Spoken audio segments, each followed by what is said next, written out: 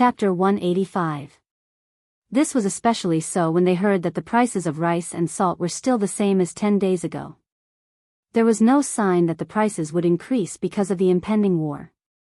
This made the common folk beam with joy and rush forward to buy. This also played a very positive role in stabilizing the morale of the people in the capital. Near the Miaoying Temple, also known as the White Tower Temple, in the inner city, in a shop that occupied an area of 500 square meters, a girl dressed in a pink suit was smiling as she looked at the people coming and going in the shop. She watched as the customers came and left happily. This woman was Yang Chendong's wife, Hu Yan. Dressed in a pink suit, she looked extremely capable and experienced. At this moment, she was supervising everything that happened in the shop as the lady boss, as well as all the transactions. The Miaoying Temple was near the Hu estate. Hu Yan had chosen this place to exercise her sovereignty so that she could better see the smiles on the faces of her former neighbors. Reality did not disappoint her. The cheap and high-quality food indeed made the faces of the commoners who entered here brimming with satisfied smiles. "First, Madam, Marquis has ordered for you to hurry to the Yongding Gate. There's a show to watch." Just as she was sitting on a chair, sipping tea and looking at everything in front of her with satisfaction, Sun Shuang came to Hu Yan's side and reported in a low voice after exchanging a few words with Lang Feng, who was delivering the news. "There's a show to watch. Prepare the sedan." Hu Yan originally wanted to stay a little longer and see if she could meet some acquaintances. However, when she heard that there was going to be a show to watch, how could she calm down? She immediately got up in a hurry, causing her maidservant, Xiao Qing, to grumble, "Miss, slow down. Walk slower." The same scene happened to Qiao Yin, Madame Shui, and Madame Xiang, who were patrolling the various shops in the city. They had all received news that there was a show to watch at the Yongding Gate, and that their husband was waiting for them there. Thus, they all came in their sedan. On the tower of the Yongding Gate, Yang Chendong, dressed in green, was standing there.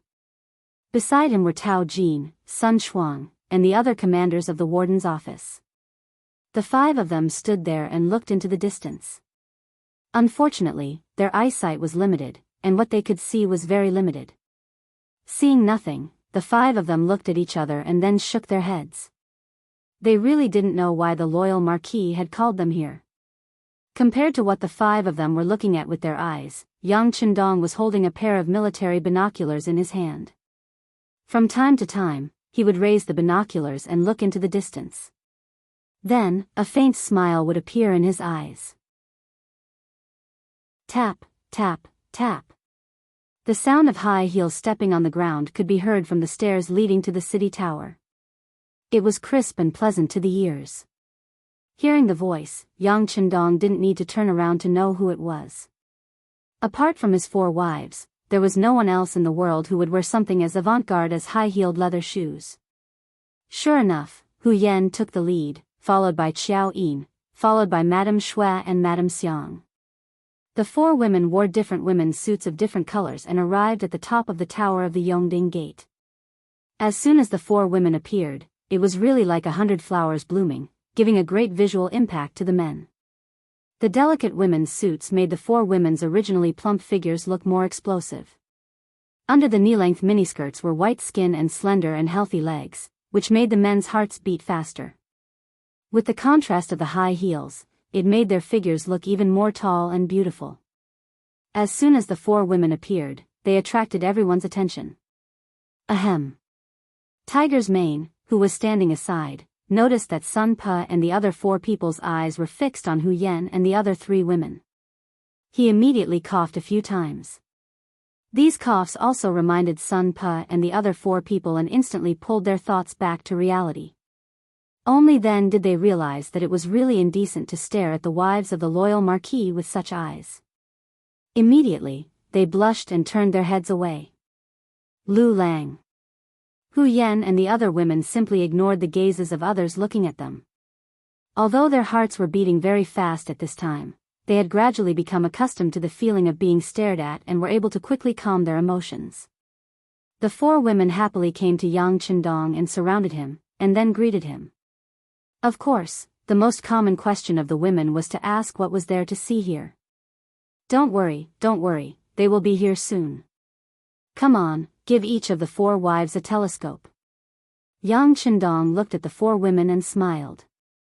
With a gentle wave of his hand, Tiger's Mane and Beta Persei each held 2 binoculars and handed them to Hu Yan and the other 3 women. The 4 women were no stranger to binoculars. They had seen it when they were in Yang village. They had also sighed at the magic of this thing and their husband's cleverness. At this time, after taking the binoculars in their hands, they looked in the direction Yang Qindong pointed. With this look, a touch of olive green appeared in the binoculars. From a distance, it looked like a straight pine tree. The only difference was that this pine tree was moving forward slowly. What is that? How can it move? Madame Snow was like a child who had discovered a new world.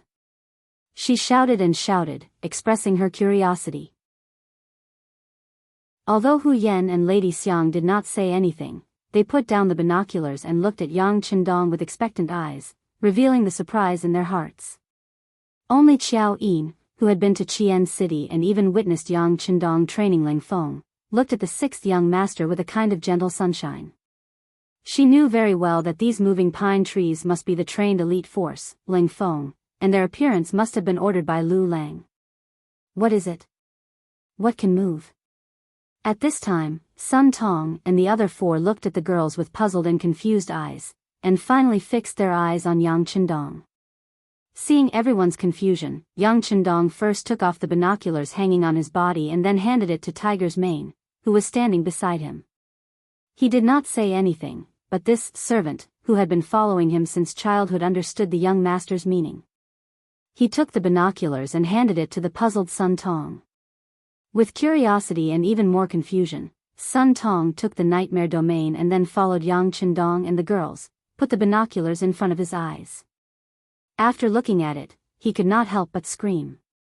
Perhaps the thing in front of him was too shocking, causing Sun Tong to put down his hands in surprise.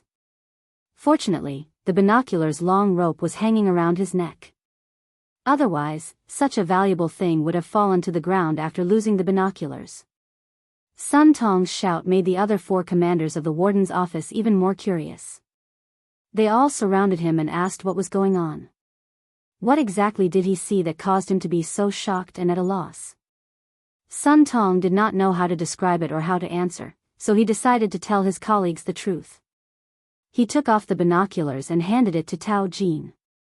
Tao Jin also imitated Sun Tong and raised the binoculars in front of her eyes. Soon, she also imitated Sun Tong and screamed. Her face was numb and she looked frightened. Ignoring the reactions of the commanders, Yang Qindong's eyes fell on Hu Yan and the girls, and said with a smile, "This is the show that Lu Lang wanted you to see. And that is not something, it is an army, a mercenary army." Mercenary army? Hu Yan and the girls were confused. They had seen mercenaries before. Weren't the 100 Ling Feng led by Xiao Feng mercenaries? Moreover, these people were very polite to the girls, but it seemed that they were not the same. He nodded heavily. Lu Lang would not lie to you. It's just that the military uniforms of these mercenaries are different from the mercenaries you have seen before. Yang Qindong saw the doubts in the girls' eyes. Without waiting for them to ask, he took the initiative to answer. Yang Qindong's explanation made Hu Yan and the other girls nod their heads thoughtfully. While they were talking, this olive-green army of 300 people was rapidly approaching the Yongding city gate. The Great Ming city guards, who had received the order before, didn't stop the foreign army when they saw them approaching from afar. They just looked at this army that was completely different from theirs with vigilance.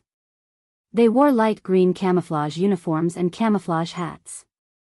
They wore a pair of shiny black military high-waisted leather shoes, held a cold black Type 95 pistol in their hands, and carried a large backpack on their backs.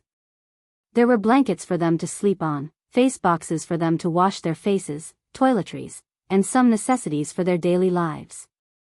The leader of the group was Lang Song, the army commander of the Yang faction's new army. He straightened his body and looked forward with bright eyes. His steps were vigorous, and there was a sense of rhythm to them. Behind him, the 300 men were in a line of 4. There were a total of 75 Langfeng soldiers marching forward in an orderly manner. Every 25 Langfeng soldiers would be led by an officer. Unlike ordinary soldiers, they were all carrying exquisite black pistols. Under the protection of the holsters, the pistols were faintly discernible. When they could see the walls of the capital with their naked eyes, the 300 Langfeng soldiers became highly nervous and excited. Not for anything else, but they would soon be able to see their absolute commander, the founder of this army, Yang Chendong. Everyone seemed very nervous. When the army was 100 meters away from the Yongding city gate, Ling Song, who was leading the army, had a solemn and dignified expression. "Second company, get ready. It's time to show our spirit. Everyone, listen to my orders. Comrades, comrades, as close as brothers. Get ready to sing.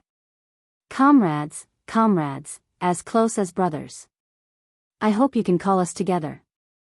You come from the border, he comes from the interior. We are all children of the country." The neat and loud singing of the second company suddenly sounded. The first to be shocked were the great Ming soldiers guarding the city gate. Chapter 186. When they suddenly heard the neat and heroic singing, they were not shocked, but frightened. Some of the more cowardly ones even threw the spears in their hands to the ground. The more courageous ones also raised their spears and tightly protected their bodies. It was as if they were on the battlefield and were ready to fight at any time. As the song rang out, Sun Pa and the others on the city gate tower, who had been looking uneasy, were startled awake. They were still exclaiming about the magic and power of the telescope. What kind of existence was it to be able to zoom in so close to something so far away? While they were still puzzled and confused, they heard the earth-shattering singing. The 5 of them were startled and woke up from their doubts. The next thing he did was to look down at the 300 mercenaries dressed in strange clothes who were entering the city. "Third company, listen up. Soldiers who have been through tough times, get ready to sing." Ting Shan's shout suddenly rang out. "A firm company, a firm soldier, a firm mind red, a firm bullet with eyes, a firm bayonet stained red with blood, a charge like a gale, a firm iron wall, a firm company with many heroes, a firm soldier is all red." Immediately, a loud voice rang out, echoing the loud and clear singing of the second company in front of them. "Wow! This song is so shocking. Just listening to it makes one's blood boil. Who composed this song?" From a professional point of view, Lady Xiang and Lady Shui soon came up with a question. Then, they looked at Lu Lang, who belonged to them, with deep meaning. During this period of contact with Yang Chendong, the 2 women had listened to many new songs and songs. Over time, they had become immune to these beautiful songs. At this moment, when they heard such a vigorous new military song, they naturally thought it was composed by Lu Lang. Yang Chendong did not give any answer to this. He just smiled and raised his right hand, greeting the 300 Langfeng who were passing through the city gate. People who did not know saw this and thought it was just a warm greeting, but the Langfeng marching under the city gate tower knew that this was the 6th young master welcoming them. These soldiers are so energetic. Yes. They march in unison. One look and you can tell that they are an elite army. As expected of a mercenary army. Just by looking at their momentum, the great Ming army can't compare to them. I just don't know how they trained. On the city gate tower, Sun Tong and the other commanders were sighing and envious. At the same time, they had a certain degree of confidence in defending the capital. Under the city gate tower, the company commander of the 4th company, Wu Sheng, took the lead to sing the military song, "Unity is Strength." The entire army smoothly entered the city. Under the leadership of Xiao Feng and the other Ling Feng, they strode toward their own small courtyard in the city. Inform all the soldiers in the city not to disturb these mercenaries. Even spying on them. They have bad tempers. If they cause trouble, they will bear the consequences. Yang Chendong looked at the team going away in his eyes, then he ordered Sun Pa and the other 4 people. "Rest assured, Marquis. The soldiers of the warden's office will be very obedient." Sun Tong took a step forward and cautiously said, however, we can't control the people from the Eastern faction and the embroidered uniform guard. If we can't control them, then don't. Just tell them the news. If anyone is blind enough to go up and lose their life, then it has nothing to do with us. Yang Chendong's lips curled up slightly as a strong sense of confidence spread through his body. Although the embroidered uniform guard and the Eastern faction were very powerful existences in the Great Ming Dynasty, they were still nothing in front of the true Ling Feng. They were not qualified to be his opponents.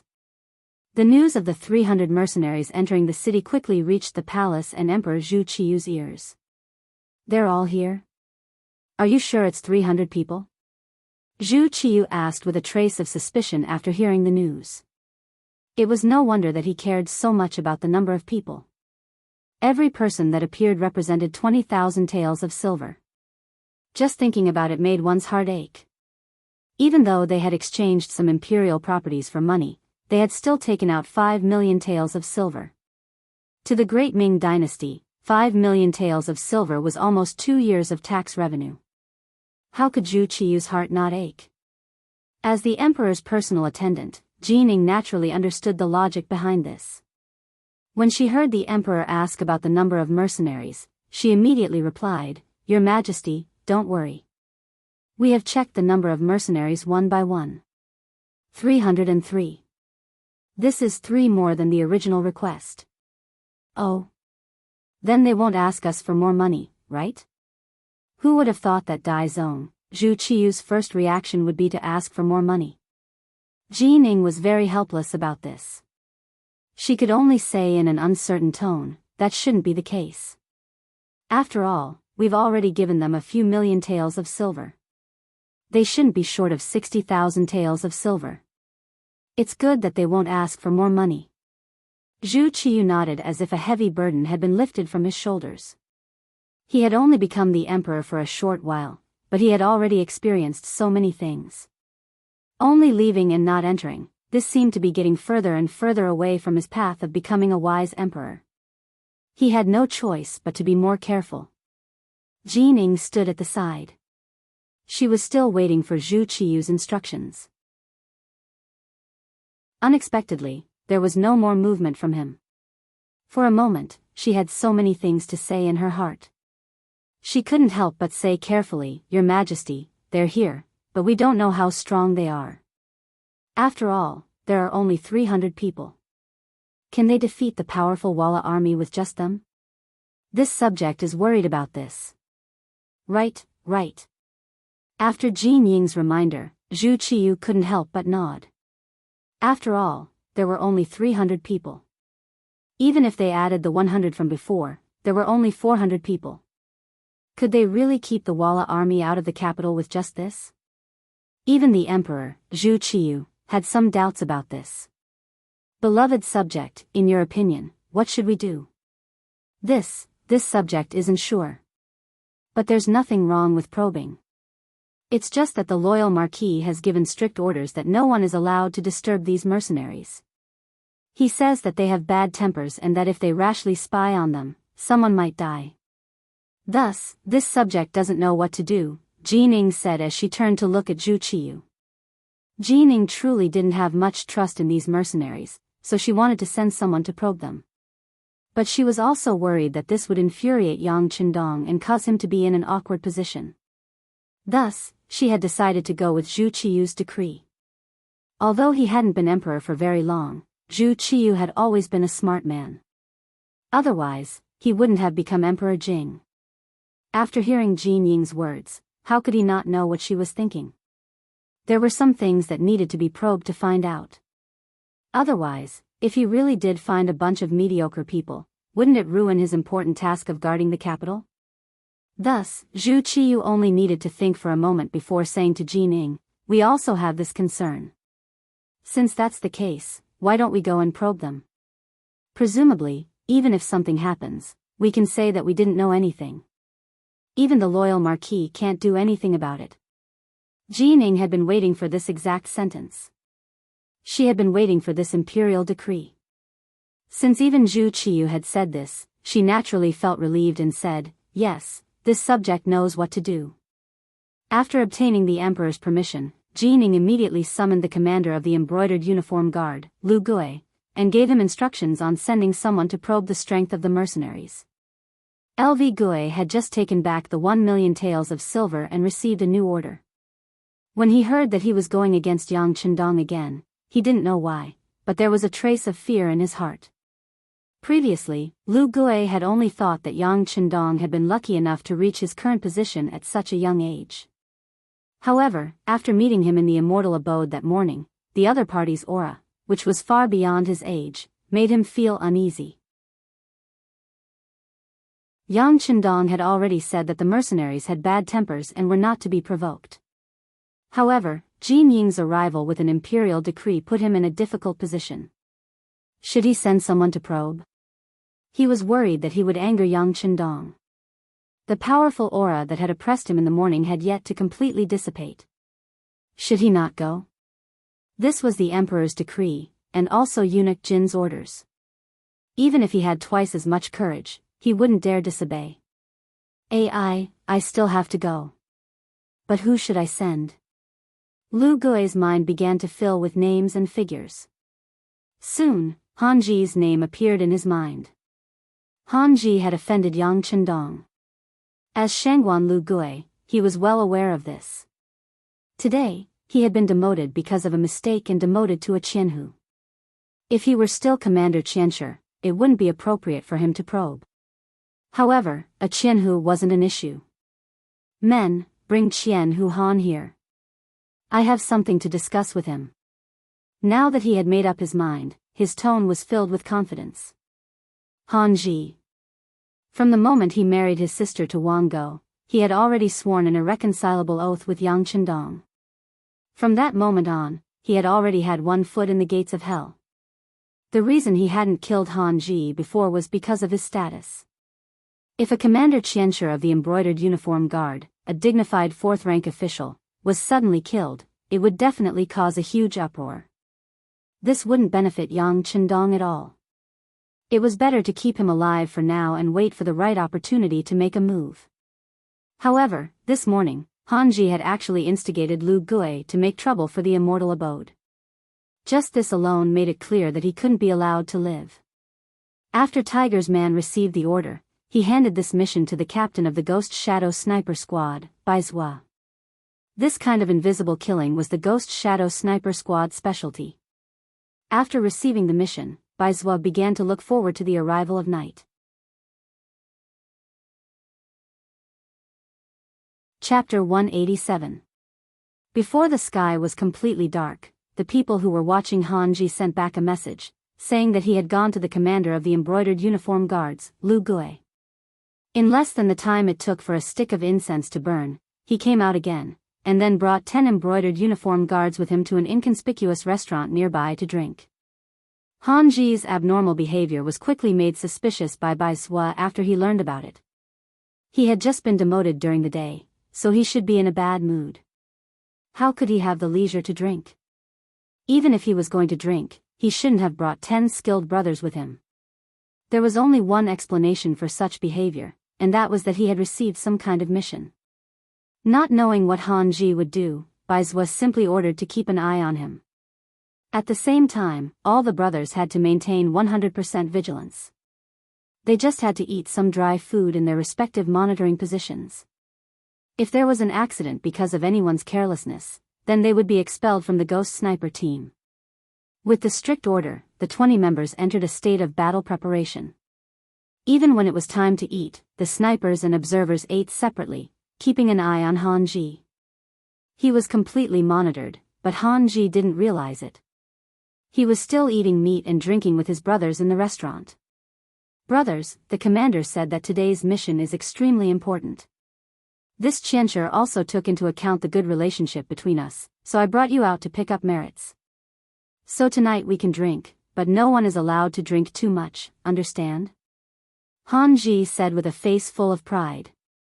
He even called himself Qianxia. In fact, this was LV Gui's promise to him. LV Gui said that tonight's mission was to test these new mercenaries and see what kind of level they had. If they were heavily guarded and had strong combat power, then they shouldn't provoke them.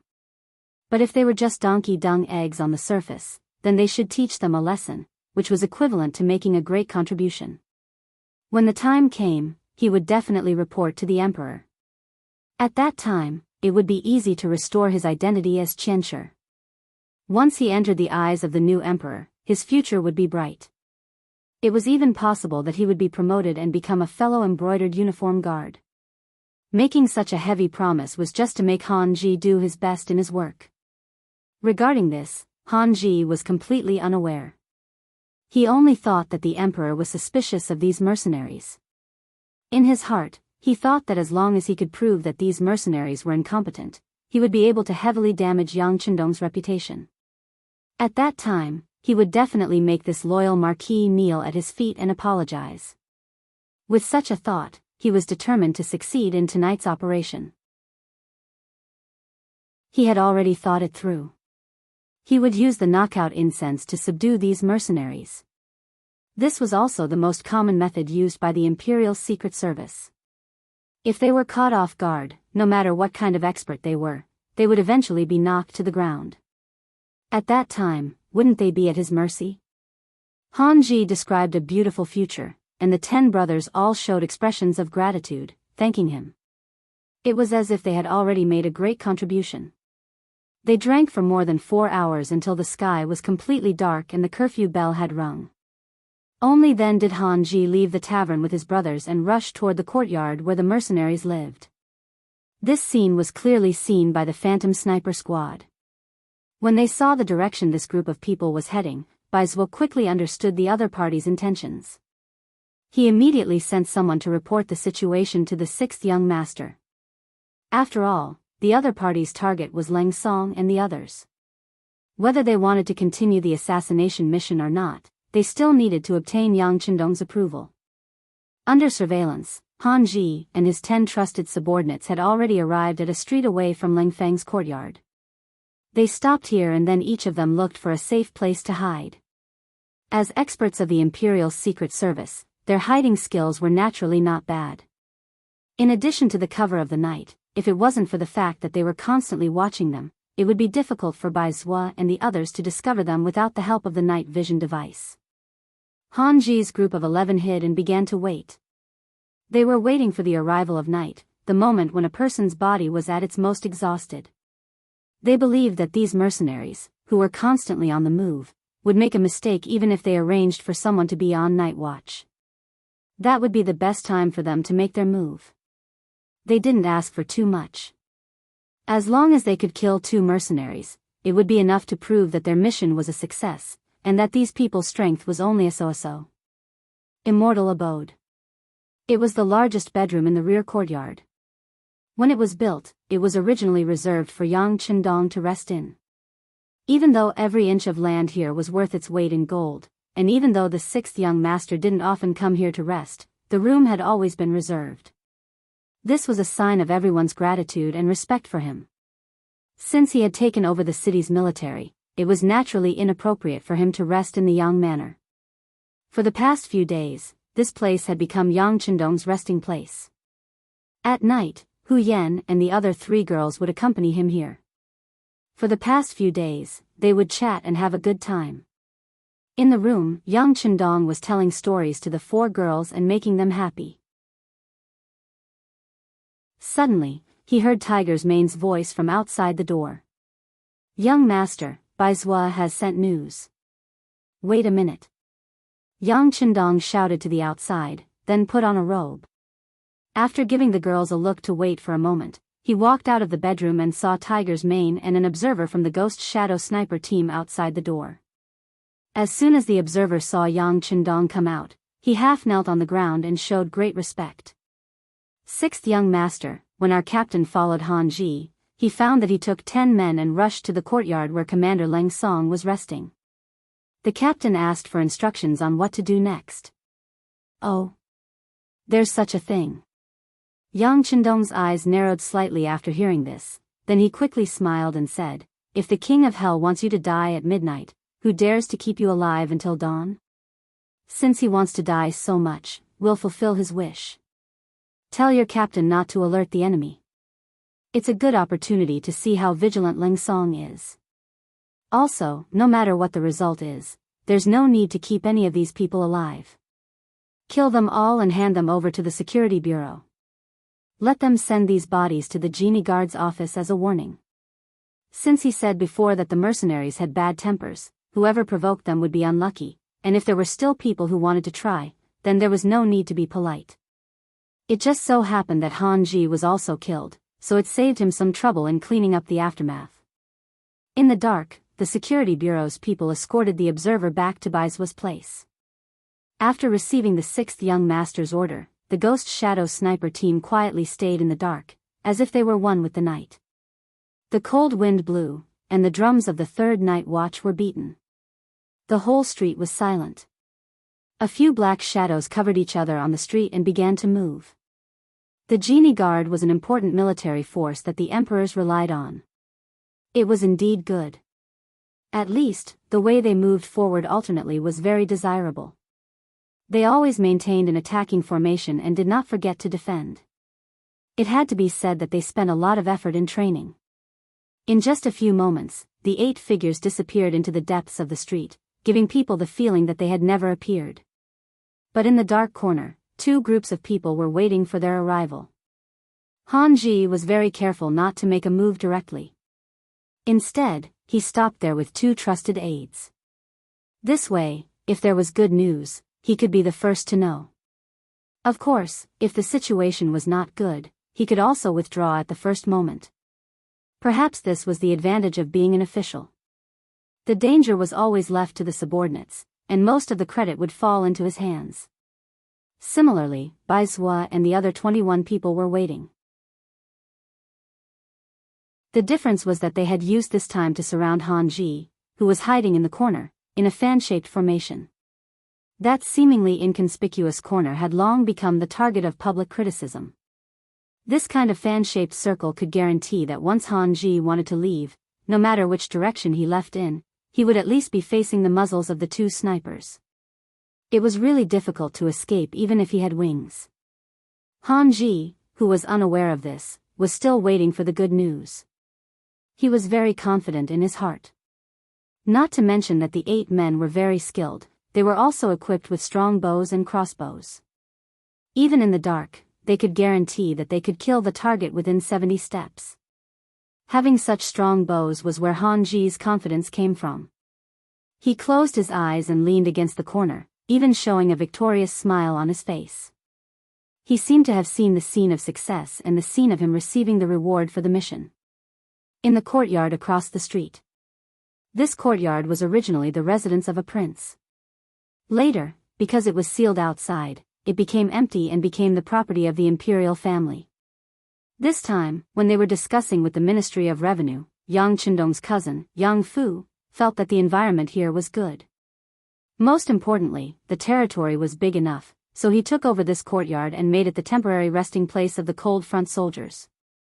According to the rules, when they entered the courtyard, Commander Leng Song ordered people to do a thorough search. Even though this was the place that the 6th young master had arranged for them, there was no harm in being careful. Yang Qindong often said that it was better to rely on oneself than on others. It was impossible for people not to make mistakes, but a cautious attitude could completely reduce the chances of making mistakes. After this lesson, no matter where the cold front soldiers were, no matter how tired they were, they never relaxed their search of the resting place. When they were attacking the central part of Ryukyu Island, they even found 2 hidden enemy soldiers near the resting place. They originally wanted to set fire to the place while the cold front soldiers were asleep, but in the end, they were caught by the always cautious new army. Since then, every time they went to a place, a strict search of the surroundings became an iron rule.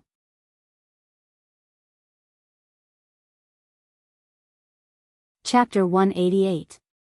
After a round of inspection, they didn't find anything wrong. Only then did the army start to cook. Taking advantage of this opportunity, Ling Song, who had arranged enough guard work, called the 2 battalion commanders who were acting company commanders to his temporary room. The 3 of them met, and Ling Song had no intention of being polite. He bluntly said, "Gentlemen, the 6th young master has been setting up a trap in the capital, and it has been going very smoothly.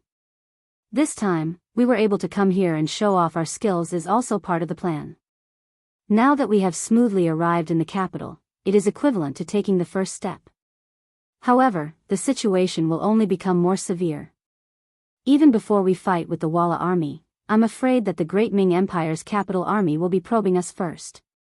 Ting Shan and Wuxing both nodded in agreement after hearing Leng Song's words. It was clear that they had the same understanding. Very good, I believe that you can also guess something. That's right, someone is looking down on us, and I'm afraid that there will be a lot of probing.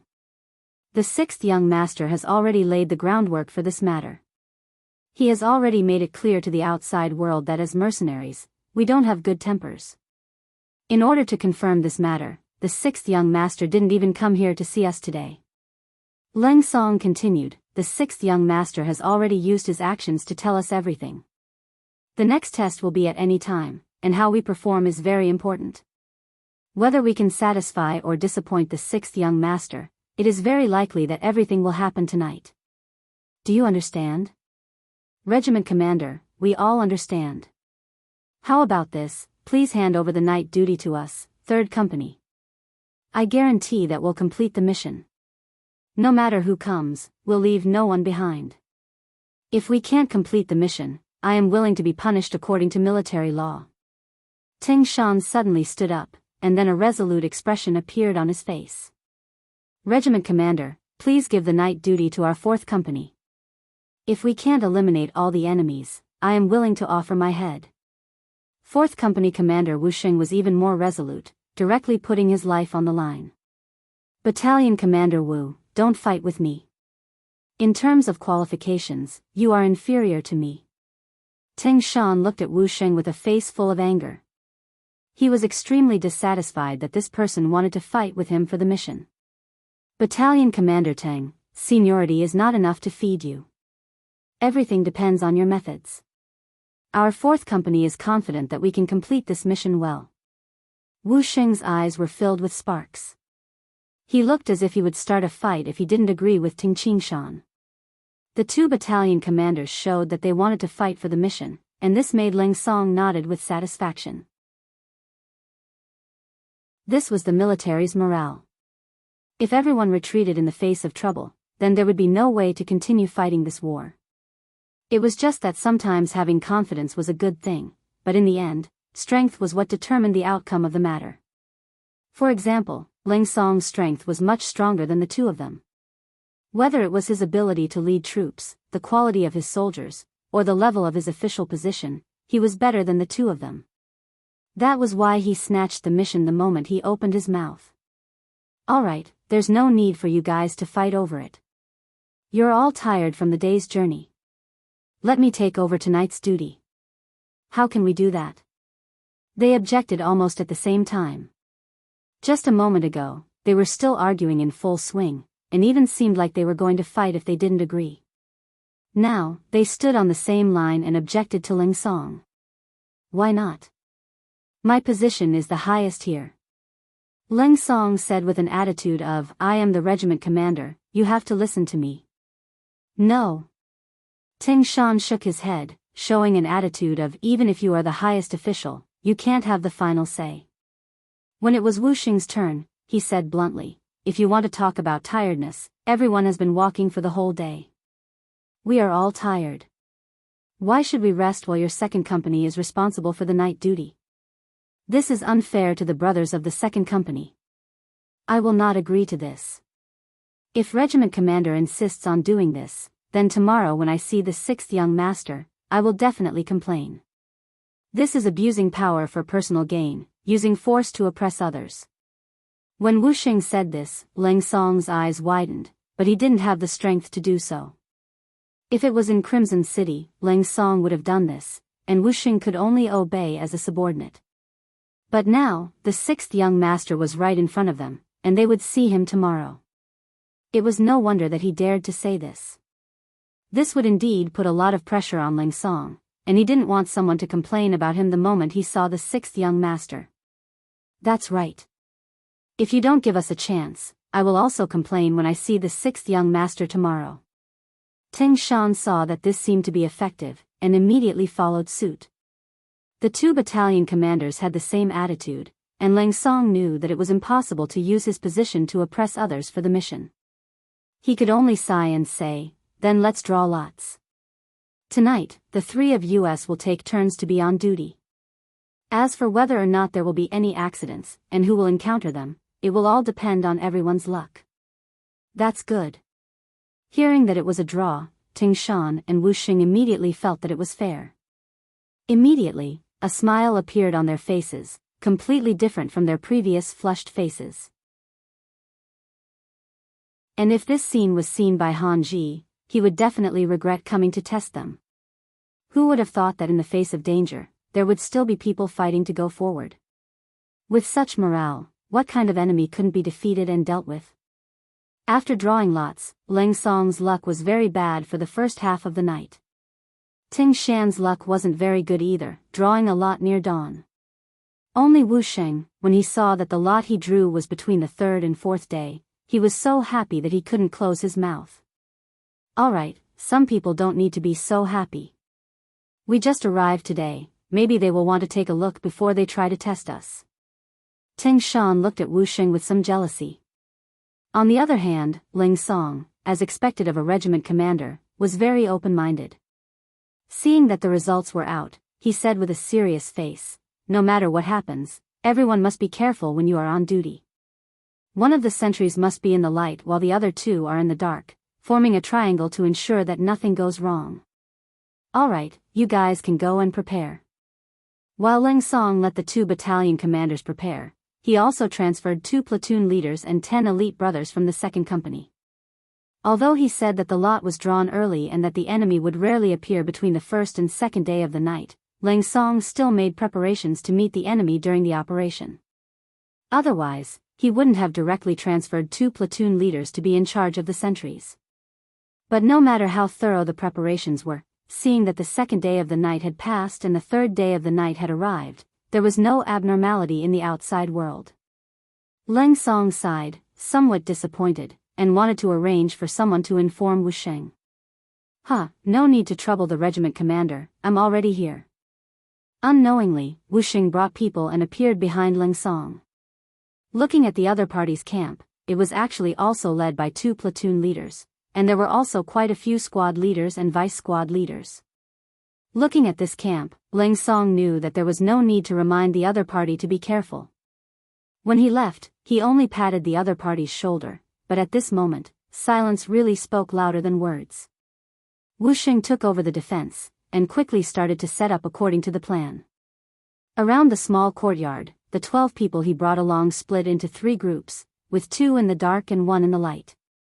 He himself found a safe corner and stayed in the middle, constantly looking around with the night vision device in his hand. In his heart, he was still praying that if there were any enemies, they must appear when he was on duty. This was a good opportunity to show his face in front of the 6th young master. Perhaps their prayers had worked. Just a quarter of an hour after Wu Xing and the others had hidden themselves, there was finally some movement on the wall of the courtyard.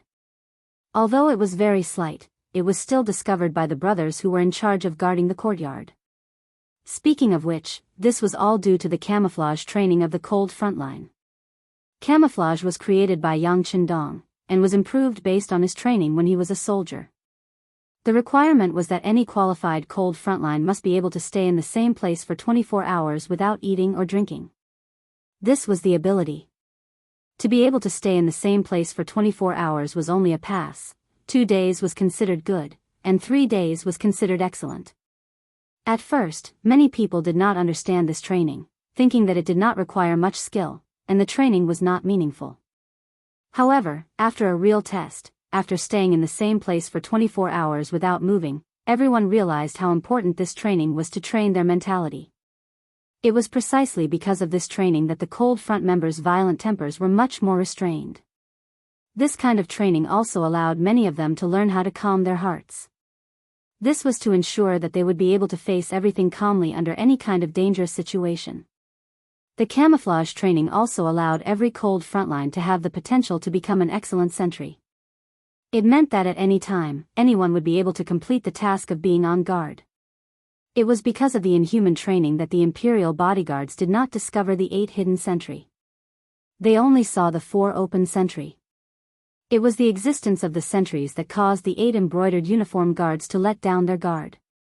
They carefully observed their surroundings, and after finding that there was nothing out of the ordinary, they began to slowly move towards the 4 sentries.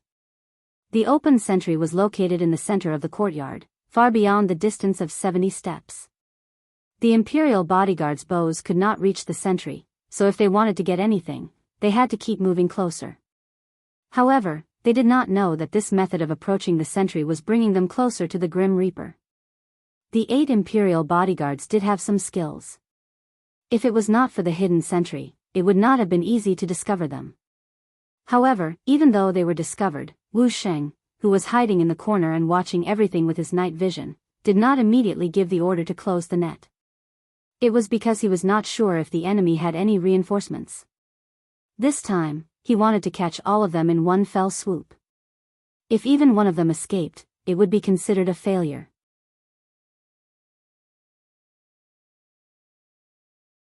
Chapter 189.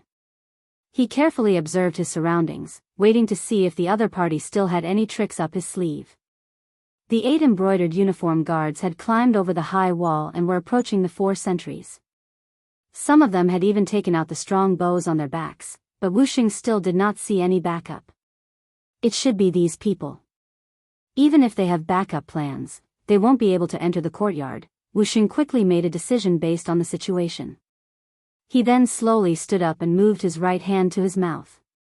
Hand signals in the day and whistles at night. That was how the cold vanguards communicated with each other. Wu Sheng placed his right hand to his mouth and concentrated his qi into his dantian. He exhaled fiercely, and a sharp whistle was emitted from his mouth. It was especially bright and clear in the silent night. As soon as the whistle was emitted, 6 of the 8 sentries who had been waiting impatiently appeared in the darkness.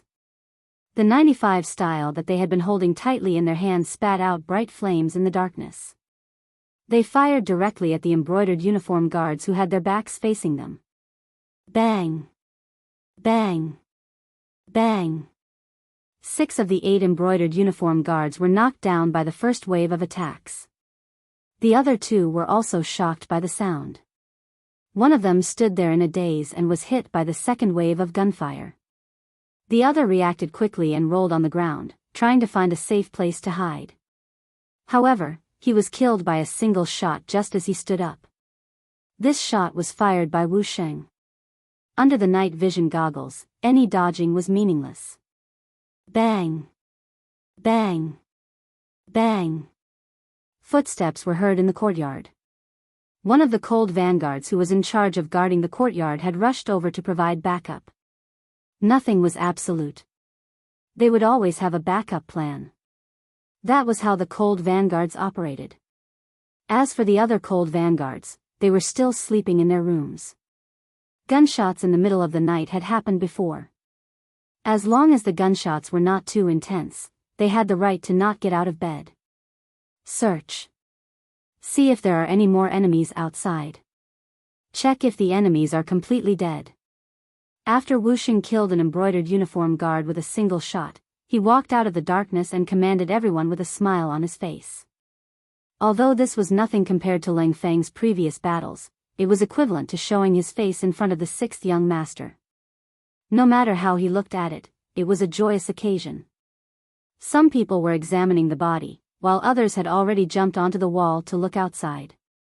However, from the beginning to the end, there were still 2 hidden sentries who did not move at all. This was a precautionary measure. It had to be said that under Yang Qindong's training, the cold vanguard guards had already become elites. If the great Ming Dynasty's imperial guards wanted to use strong bows to deal with them, not to mention 8 people, even if 80 or even 800 people came, they still wouldn't be able to gain the slightest advantage. Outside the courtyard, the sudden sound of gunfire startled Han Ji and the other 2. Their instinctive reaction was that something must have happened to the people they sent out.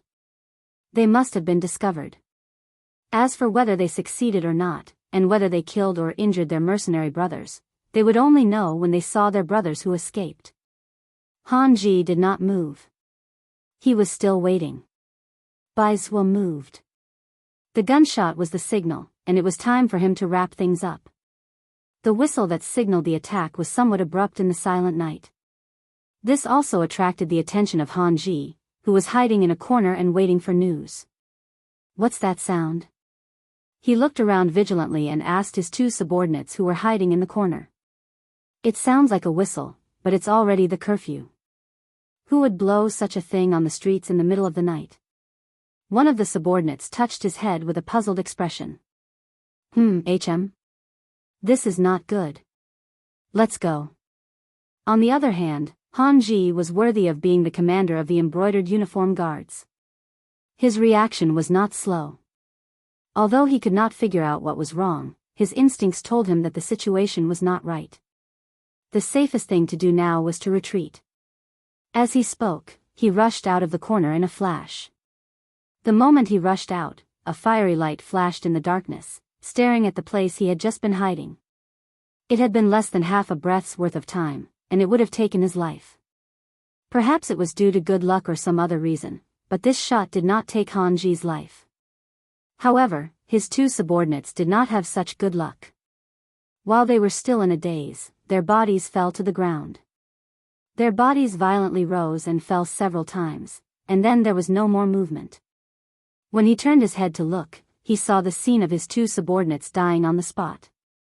Cold sweat poured down his forehead. At this moment, Han Ji was certain that he had been targeted, and if he was not mistaken, it was the work of mercenaries. After all, in the capital, there were very few people who dared to attack an embroidered uniform guard, and an official of the embroidered uniform guard, on the streets. Don't kill me, don't kill me. I'm only passing by. I have no intention of making things difficult for you. Knowing the power of the new firearms, Han Ji did not dare to take any chances. He was afraid that in the next moment, he would die on the spot like his subordinates, so he simply stopped hiding. He stood up and stood in the middle of the street, and then loudly shouted. This shout was not only to express his submission, but also to attract the attention of the night watchmen in the capital. Although it was a curfew, the people of the 5 cities' warden's office still had the right to walk on the streets, patrol, and protect the law and order. Bah! A crisp sound rang out as soon as Han Ji stood up, and then a piercing pain came from his leg. The strong pain made him half kneel on the ground with a plop, and the cold sweat on his face dripped like rain. The half-kneeling Han Ji did not understand. He had already surrendered, so why did these people still have no intention of letting him go?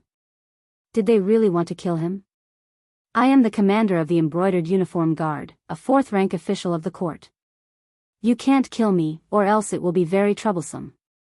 Seeing that begging for mercy was not going to work, Han Ji used intimidation. But no matter how he shouted, in the eyes of the ghost snipers, he was already a dead man. Daring to find trouble with the 6th young master was tantamount to being sentenced to death. No matter who pleaded for mercy, it was useless. Bah! Another sniper shot rang out.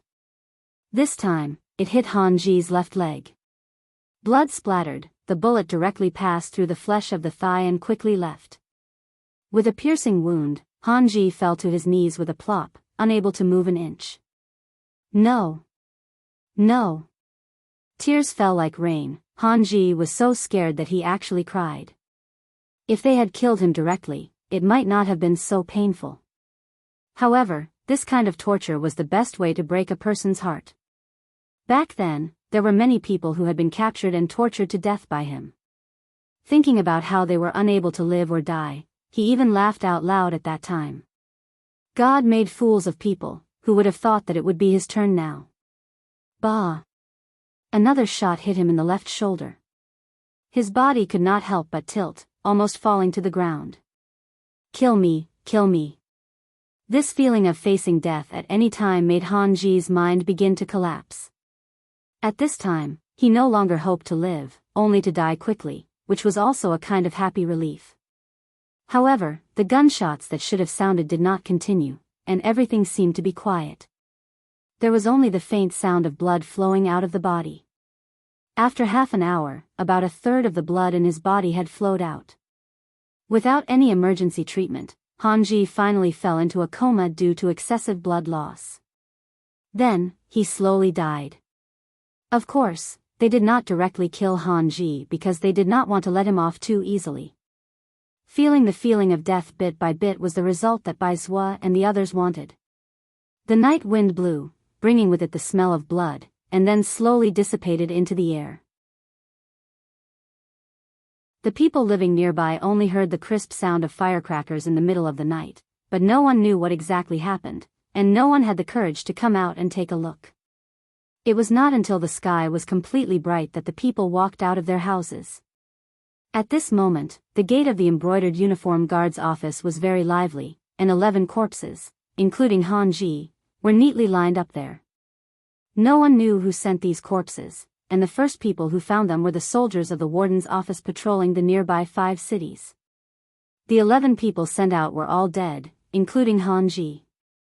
When the news reached LV Gui's ears, his face was pale and unsightly. Collect the corpses, send a coroner to examine them, and report the results to me. After saying this to his subordinates, LV Gui plopped back into his chair. When he sent out this mission, LV Gui did not think that it would fail. But even if he was mentally prepared, he did not think that they would fail so miserably, and that even Han Ji would be dead. LV Gui understood Han Ji's subordinate quite well. He was not very courageous, and could bully people by relying on the might of the tiger, but he was not brave enough to take risks and fight with his life. Logically speaking, such a person would not follow an ordinary embroidered uniform guard to carry out a mission, but why did he die? Could it be that these mercenaries were really so powerful? When he thought of this, LV Gui did not feel happy at all, and instead became very nervous. If it was really like this, would these mercenaries let it go?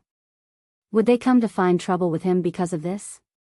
Humans were like this. The losing side of a battle would always feel that they were weak, as if they were afraid that the other side would not let them go. But LV Gui did not think about it. If he did not send people to investigate, how could there be such a result? LV Gui was still dizzy in the room, and his mood was somewhat uneasy. The coroner he sent out returned with news that the 11 corpses were all killed by gunpowder, but unfortunately, there was no gunpowder residue found on their bodies. Looking at the wounds, it should be that the gunpowder that entered the bodies of the embroidered uniform guards was dug out after they died.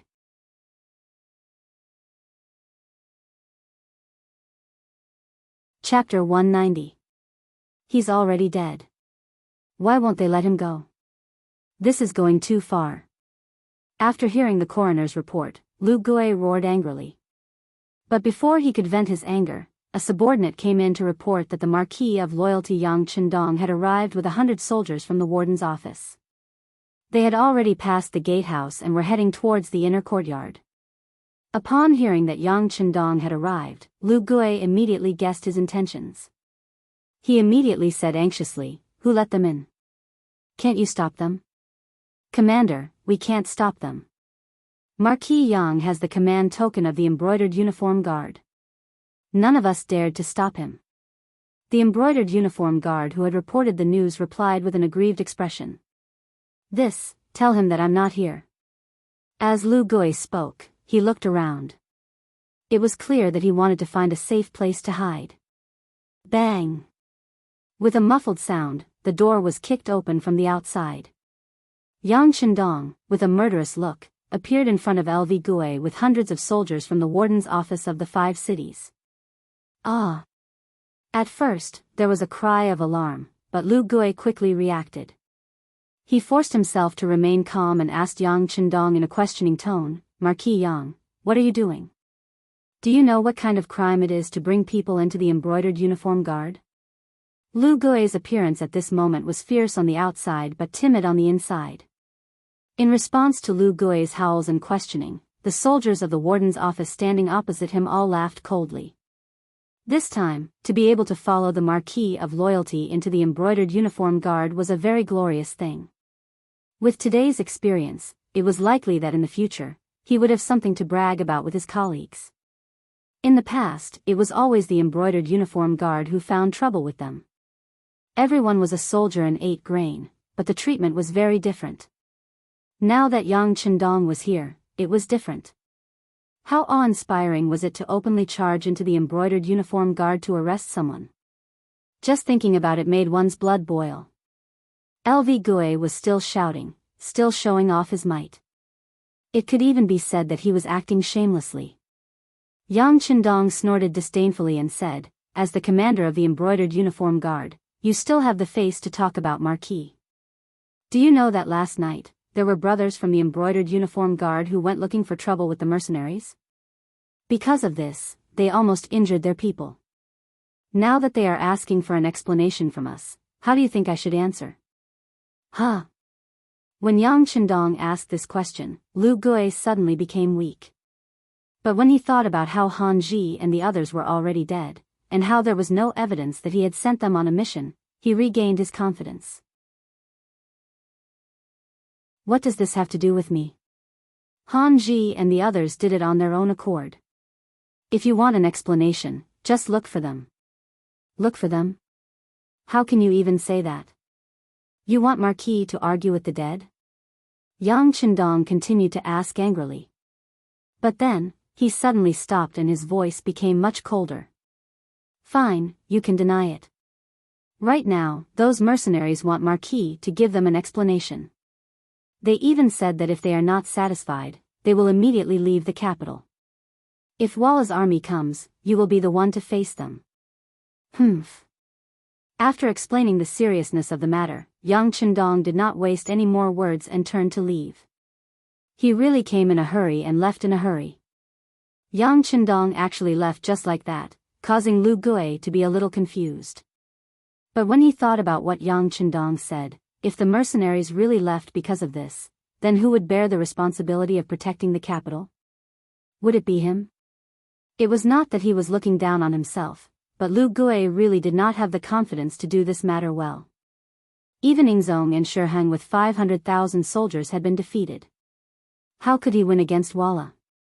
Wait, loyal Marquis, wait a moment. Considering the seriousness of the matter, Lu Gui had no choice but to shout. As he shouted, he quickly ran out.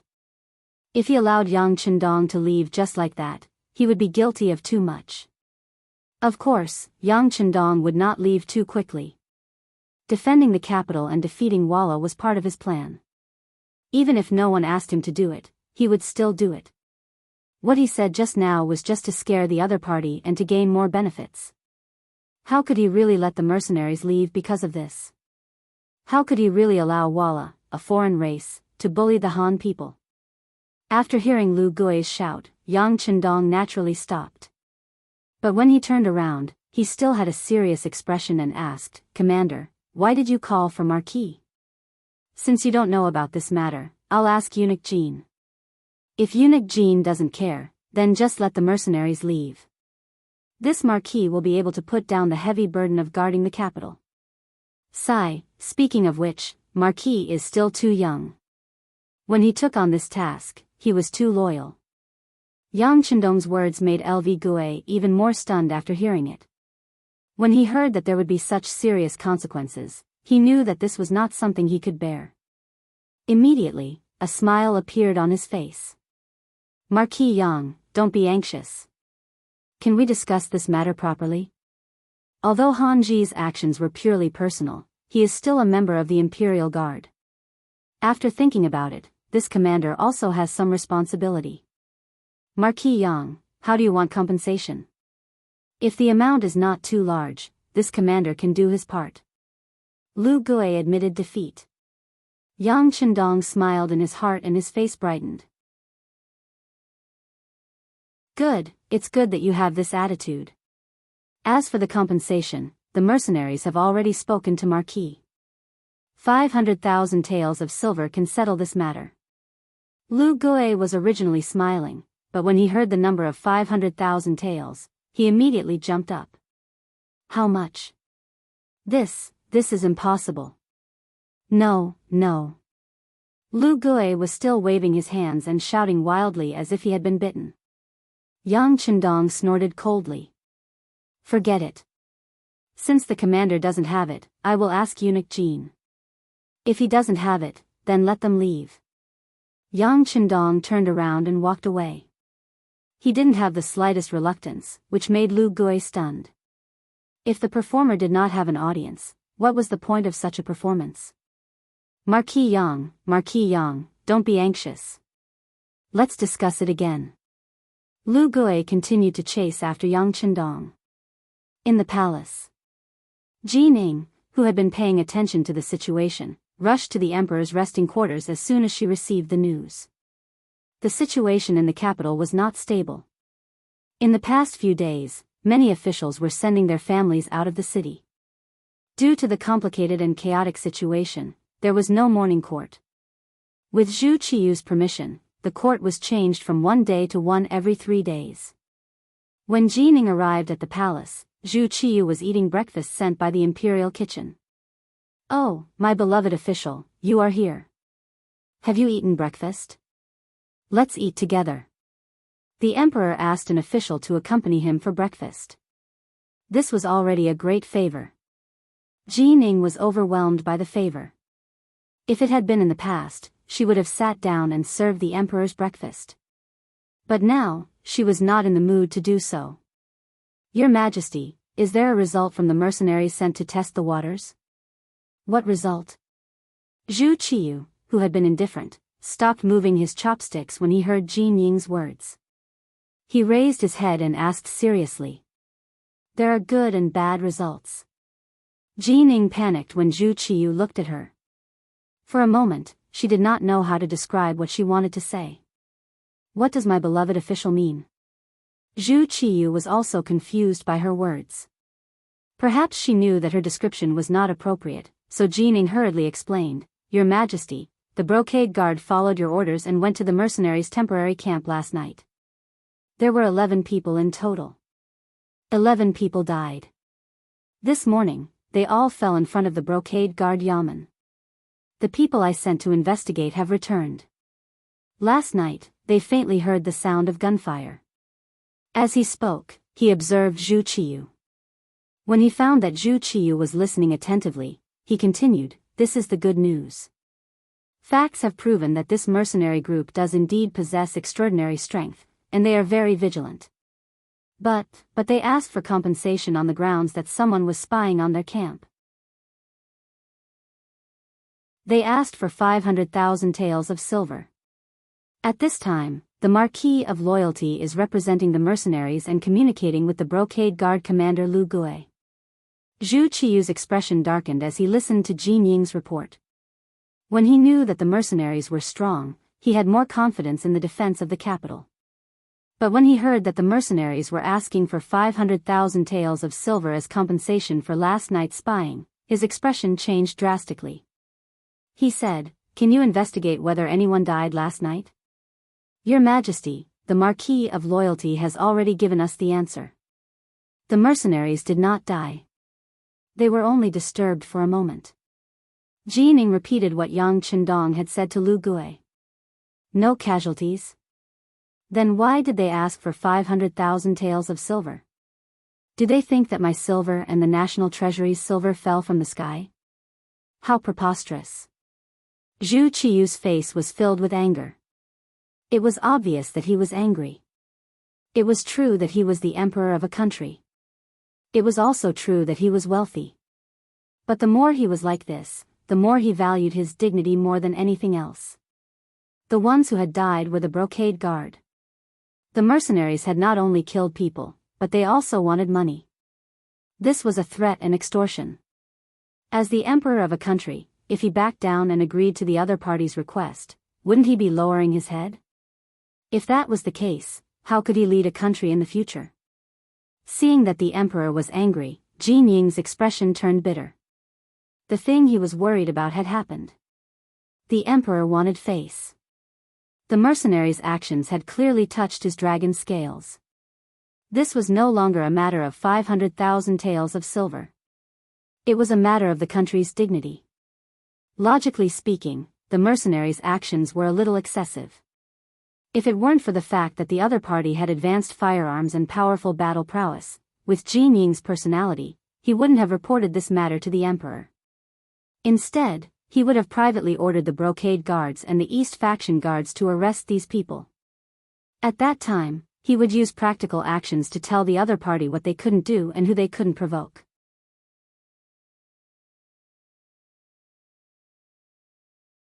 Chapter 191.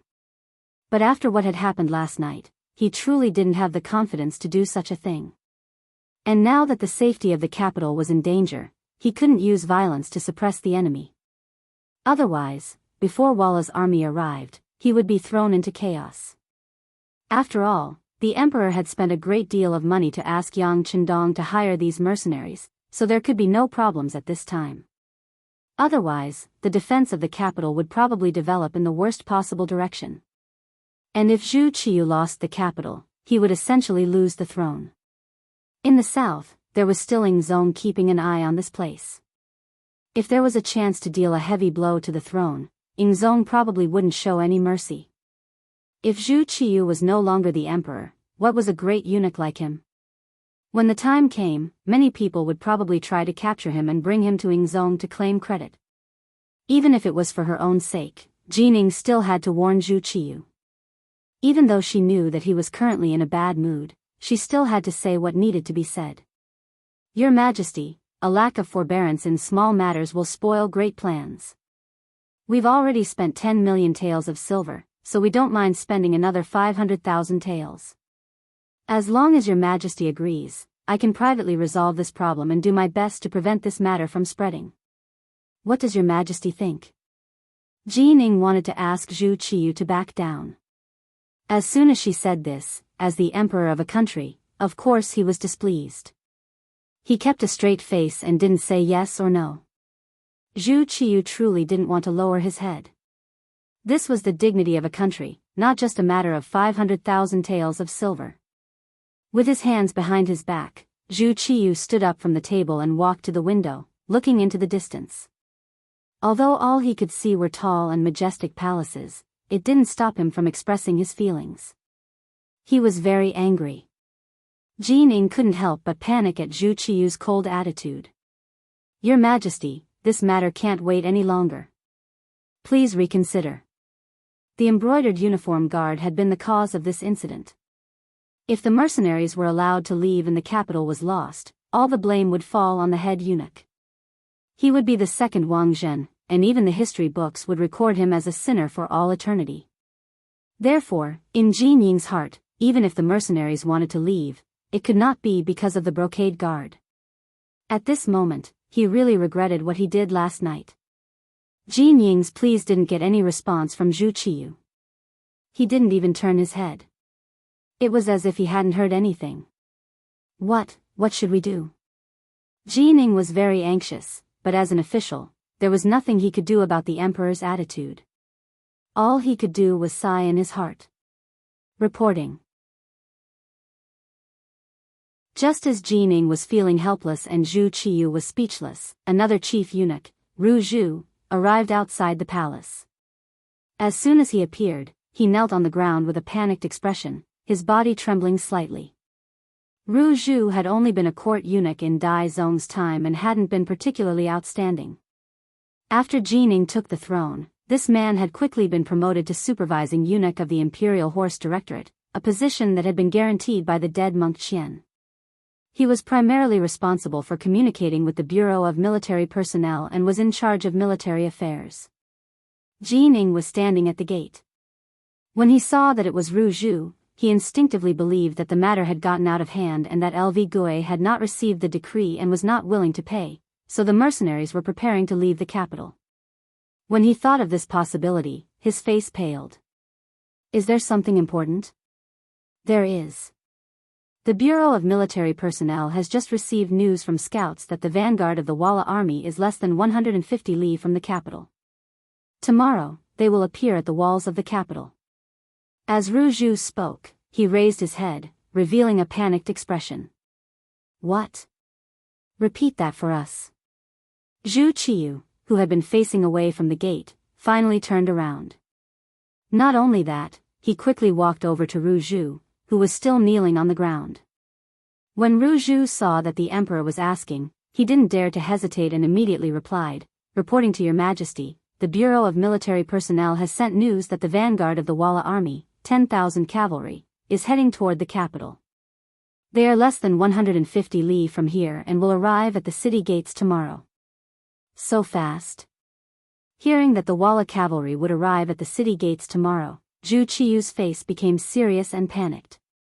The other party was an elite cavalry. Although there were only 10,000 of them, the 10,000 ordinary soldiers in the city couldn't compare to them. Although there wasn't much difference in numbers, more than half of the Great Ming Dynasty's elites had been lost in the Battle of the Tuma Fortress. Later on, when Admiral Shiheng led the troops to battle, he had taken the remaining elites with him. Now, there was only a second-rate army left in the city. How could they stop the Walla army? Thinking that the Walla army would be at the foot of the capital tomorrow and that they might charge into the capital tomorrow, his position as emperor might come to an end, he couldn't help but stagger a few steps and his body became unstable. Jining reacted quickly and quickly reached out to support Zhu Qiyu, who was 30 years younger than her, and asked with concern, "Your Majesty, are you all right?" "Zhen is fine, fine. Beloved subject, the enemy's cavalry is about to arrive. What can we do?" Zhu Qiyu no longer had the stern look on his face. In exchange, he was panicking and lost his mind. It had to be said that Zhu Qiyu was miserable enough. He wasn't even 22 years old, but under the urging of his officials, he had taken over a mess in this chaotic world. Then, accidents happened again and again. He, who hadn't fully grasped the imperial power, was like a small boat in the ocean that could be swallowed by the waves at any time. How could he not be nervous and afraid? "Your Majesty, it's fine, it's fine. Don't we still have the mercenaries? Moreover, the loyal Marquis has already taken charge of guarding the capital. It's time for them to show their loyalty to the country," Jining advised as she supported Zhu Qiyu. Right, there's still the loyal Marquis and the mercenaries. How about this? Immediately take out 500,000 taels of silver from the national treasury to the loyal Marquis and the mercenaries. But remember, last night's incident was the embroidered uniform guard acting on their own. It has nothing to do with us. This silver can only be considered what the embroidered uniform guard owes us. In this dire situation, Zhu Qiyu finally relented, but he did not forget the dignity of the sovereign of a country. Jining also knew that in this situation, this was not the time to haggle over the 500,000 taels of silver, so she immediately agreed. "Your Majesty, be at ease. This subject will handle this matter and will definitely handle it beautifully. I will not lose face and decorum for the imperial household." Good. With beloved subject handling matters, we are at ease. "Quickly go and handle it," Zhu Qiyu said with a hint of anxiety. At this moment, all his hopes were placed on Yang Qindong and the mercenaries he had spent a fortune to hire. The Yamen of the embroidered uniform guard. LV Gui was currently drinking tea with Yang Qindong. The two of them did not communicate much, but in their hearts, they both knew that they were waiting for news from the imperial palace. After all, this involved 500,000 taels of silver and the imperial household's face. The final decision still needed the emperor's decree. Yang Qindong, who was sipping his tea unhurriedly, showed enough confidence at this moment. He insisted that Zhu Qiyu would definitely give in. All of this came from the news he had received last night. The Walla's vanguard cavalry of 10,000 people was approaching the Great Ming Dynasty's capital. If nothing unexpected happened, they would arrive at the city tomorrow. The Yangxia Security Bureau was willing to spend a lot of silver and gold. The information they received was even earlier than the Great Ming Dynasty's imperial household. However, this news would probably reach the imperial palace today and reach Zhu Qiyu's ears. Then, the new emperor would have no choice but to give in. Speaking of which, Yang Qindong did not lack the 500,000 taels of silver. However, he insisted on doing this to warn all parties not to easily inquire about the mercenaries. Otherwise, the consequences would be very serious. Presumably, after what happened this morning, whoever had such an idea would have to think twice before acting. Maintaining the mystery of the mercenaries was also of great significance for future actions. This was also part of the plan to pave the way for some future actions. With such a significance, in order to achieve the goal, what could he do even if he had to confront the genie guards? This was a once-in-a-lifetime opportunity. If he did not do it openly at this time, he was afraid that it would be more troublesome to do it in the future. Yang Chendong's indifference and confidence in LV Gui's eyes made him even more anxious. Unconsciously, there was a difference in the momentum between the two people. Psychologically, Yang Chendong had already won a round. LV Gui even had a thought in his heart that it was better not to provoke this person in the future. Because no matter what, it seemed that he would be the one to suffer in the end. In the past, LV Gui would not have dared to think that someone would dare to cause trouble in the genie guards. It was good enough that he did not bring people to cause trouble. Who would dare to take the initiative to come to the door? But today, not only did it happen, but he also had no way to deal with it. This made it difficult for him. In his heart, he only wanted the emperor and eunuch Jin to quickly make a decision. He even faintly thought in his heart, wasn't it just 500,000 taels of silver? Just give it to the loyal marquis. LV Gui's heart had already begun to show weakness. It was at this time that Ru Zhu arrived. At the same time, he brought the emperor's oral decree for the genie guards commander LV Gui. In the inner hall of the genie guards, LV Gui knelt to receive the imperial decree, appearing extremely respectful. It was worth mentioning that Yang Chendong only stood up from the chair when Ru Zhu was about to deliver the emperor's decree. He did not have the slightest intention of kneeling on the ground. Just this kind of behavior was a great disrespect.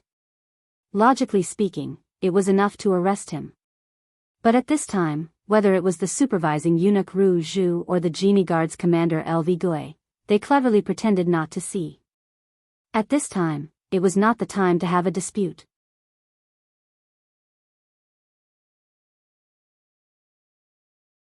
Chapter 192. His Majesty's verbal decree. The genie guards acted recklessly and attracted the displeasure of the mercenaries, so they should be punished. But considering the national crisis, Jin will remember this matter.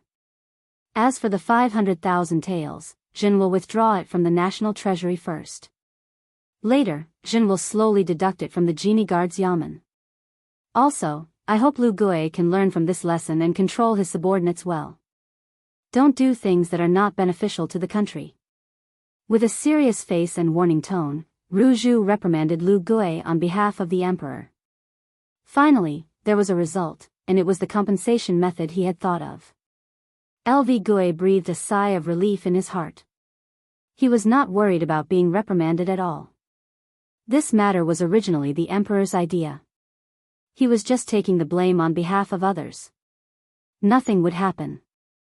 This subject receives the decree and thanks His Majesty's grace. Lu Gui knelt on the ground and kowtowed 3 times to show respect to the emperor. After Ru Zhu finished telling Lu Gui about the emperor's instructions, he turned to Yang Chendong and said, "Loyal Marquis, the emperor also has a verbal decree for you. This subject receives the decree." Yang Chendong cupped his fists. His face was very respectful, but the words he said were not respectful at all, asking the envoy to pass on my behalf. This subject fell off a horse during the Battle of Earth and Wood, which triggered an old injury. Now, I can't kneel, asking for forgiveness. When Zhu Qiueving's sect was still alive, he let Yang Chendong organize 3rd Princess Changda's birthday banquet. To put it bluntly, he was just looking for trouble out of jealousy. At that time, after Yang Chendong organized the birthday banquet, in order to not give others an excuse to deal with him, he lied that he fell off a horse and injured his body. Now, he said that he fell off a horse during the Battle of Earth and Wood, which triggered an old injury, so he couldn't kneel. Speaking of which, it was a coincidence. But he didn't think about it. The current Yang Chendong wasn't even 20 years old. Even if he really suffered an injury, at this age, he should have recovered. However, he still used this as an excuse. It was clear that he did not respect the imperial power. When Ru Zhu heard this, he was dissatisfied. However, considering that it was time to put the other party in an important position, if he haggled over such a small matter and delayed the important matter, the gains would not make up for the losses. Thus, he could only close one eye and say, "It's fine." The emperor's verbal order is only for the Marquis of Zhongdan and this eunuch to discuss how to retreat from the enemy. Right, Walla's vanguard cavalry will arrive at the capital tomorrow, but how will the loyal Marquis deal with them? As the supervising eunuch of the Imperial Horse Directorate, Ru Zhu had the authority to give orders on military matters. At this moment, he was asking about how to deal with the enemy. Naturally, it was within the scope of his authority, so it was reasonable. Of course, Yang Chendong knew who Ru Zhu was. He also knew that Ru Zhu was here on behalf of the imperial power. To put it bluntly, Ru Zhu was here to supervise the army and monitor his every move. This was also one of the characteristics of the Great Ming Dynasty. No matter where the war occurred, no matter how large the scale of the war, there would always be eunuchs participating in supervising the army. This was also a sign that the emperor wanted to control everything in his hands. However, he did not know that it was a great taboo for someone who did not know how to fight to lead an army. Just like in Tuma Castle, Guojing, as the supervising eunuch, played a role in restricting the Great Ming Dynasty's elite army, causing them to lose the best opportunity to fight due to internal friction and suffer a crushing defeat. With the previous example, how could Yang Chendong allow eunuchs to participate in military matters? Immediately, he replied with a serious expression, Eunuch Ru, as for how to deal with the enemy, I still need to discuss with the mercenaries. Of course, with the 500,000 taels of silver, we can show our sincerity. As for how to fight the war, I'm afraid that right now, it's not up to you or me to decide. So it's like this. However, I don't know if this eunuch can go with the loyal Marquis to take a look at the mercenaries' barracks. Ru Zhu said with a modest expression. This was also Zhu Qiyu's intention. Although it was true that the mercenaries were invited by Yang Chendong, they were using his money. He couldn't monopolize them, could he? If possible, he would have his own people contact the mercenaries. If he could use them, wouldn't it be better? He wouldn't have to trouble the loyal Marquis with everything. To put it bluntly, he was burning the bridge after crossing the river. Zhu Qiyu wanted to get rid of Yang Chendong, the middleman. Among the people, this was called forgetting one's mother after getting a wife. How could Yang Chendong not see through this little trick? No one knew that the mercenaries were actually the new Yangxia army under his command. The only reason he didn't reveal this relationship was because the timing wasn't right. As for people wanting to take advantage of the cold front, he wasn't worried at all. It was simply a waste of wax for a blind man to light a lamp. Because it wasn't time to reveal this relationship, Yang Chendong wouldn't make any decisions on behalf of the mercenaries.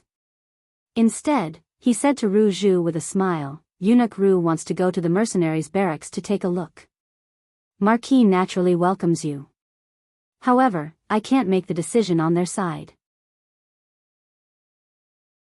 If something unpleasant happens, I hope that Eunuch Ru won't be angry. Hearing that Yang Chendong allowed it, Ru Zhu's face was immediately filled with joy. As long as this person didn't obstruct him, he was confident that he could make friends with the mercenaries. After all, the other party came to make money. Whose money wasn't money? He had the emperor as his backing and the national treasury's silver as his backing. As long as he was willing to spend money, he wasn't afraid that he wouldn't be able to convince the mercenaries. As if afraid that Yang Chendong would go back on his word, Ru Zhu hurriedly said, No problem, no problem. When the time comes, just introduce me to them. As for the other matters, I'll take care of them. Good, then prepare the silver and set out. Yang Chendong's face was full of smiles. Good, good. Ru Zhu hurriedly agreed. Then he turned to Lu Gui and said, Commander, I'll have to trouble you to send some people to escort 500,000 taels of silver from the national treasury to the mercenaries' compound. Thank you for your trouble. Ru Zhu and Lu Gui were both eunuch Jin's trusted aides. Their positions were also very close, so it was natural for them to be polite. To this, Lu Gui also politely replied, It's my duty, it's my duty. I'll arrange for people to do it right away. The morning's questioning finally had a result. In the end, it ended with the imperial power backing down. Of course, to the outside world, this was the embroidered uniform guards backing down, not the emperor backing down. The 100 embroidered uniform guards pushed out 10 large carriages. In each carriage, there were 10 large chests. A total of 500,000 taels of silver headed straight for the mercenaries' barracks. As if afraid that Yang Chendong would do something bad, when Lu Gui went to arrange for people to go to the national treasury to get the silver, Ru Zhu accompanied him the entire time. He really didn't leave his side and didn't give him any space or time to spread the news. However, what Ru Zhu didn't know was that when Yang Chendong faced him, he stood with his hands behind his back. The hands behind his back were constantly making gestures to convey what he wanted to say. All of this was clearly seen by Tiger's Mane, who was standing behind him as a servant. After understanding what the young master wanted to say, he quietly left. Ru Zhu didn't care about this at all. He only wanted to keep an eye on Yang Chendong so that he didn't spread the news, especially not to the mercenaries. Other people and matters were not within his scope of concern. Just like this, Ru Zhu accompanied Yang Chendong until the silver was prepared. Only then did Ru Zhu happily ask the loyal marquis to accompany him to the mercenaries' courtyard. Yang Chendong gladly agreed, and the group left the embroidered uniform guards' yamen in a grandiose manner. Along the way, this group quickly attracted the attention of the common people they encountered. Spies from the Bureau of Security had already been planted in the crowd. With their intentional spread, the news that the embroidered uniform guard was looking for trouble with the mercenaries protecting the capital quickly spread. Many common people began to reprimand the embroidered uniform guard, and the balance of public opinion began to tilt in favor of the mercenaries. Leading public opinion for one's own use had not been noticed at the time, but Yang Chendong knew that in many cases, obtaining the support of the common people was already half the battle. Of course, there was no need for him to explain these things that would later be regarded as the truth to others. There was a wide road in front of the mercenaries' courtyard. He had only chosen this place because he had considered the problem of gathering an army. When Yang Chendong and Ru Zhu arrived, it naturally didn't feel crowded at all. This place is not bad. Loyal Marquis is quite considerate. Ru Zhu seemed intent on getting close to Yang Chendong, and he would only be satisfied with a few words of praise for this courtyard. Regarding this, Yang Chendong only smiled without saying anything. He naturally knew what the other party was thinking. If it weren't for the fact that he was still useful, the other party would have already coldly glared at him and even tried to make trouble for him. For this eunuch who had no emotions and only cared about profit and power, Yang Chendong was already giving him a lot of face by showing him some courtesy. As for any words of thanks or praise, that was simply out of the question. Since the cold vanguard had already entered the capital, no one would be able to make things difficult for him in the future. This was a display of his confidence. Yang Chendong's nonchalant attitude and silent smile along the way was seen by Ru Zhu, and in exchange, he sneered coldly in his heart. He had already decided that once he got involved with the mercenaries, the loyal marquis would just go wherever he wanted to go. Even eunuchs would look down on nobles who relied on the power of others. At the entrance of the courtyard, four cold vanguard soldiers stood at attention. They held a black and cold 95 style in their hands, and the gleaming bayonets on the body of the spear gave off an intimidating aura. How mighty! Ru Zhu praised sincerely after seeing the might of the four mercenaries from afar. As they spoke, the group arrived at the entrance of the courtyard. Four gleaming bayonets were placed horizontally in front of everyone. This is an important military area. Unrelated people are not allowed to disturb us. Please leave quickly, or else bear the consequences. The four cold vanguard soldiers didn't show the slightest hint of fear despite the size of the group. On the contrary, they even took the initiative to speak.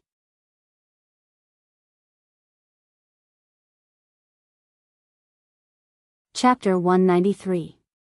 Yang Chendong stood in the middle of the crowd and watched all of this with an indifferent expression. He had no intention of walking out.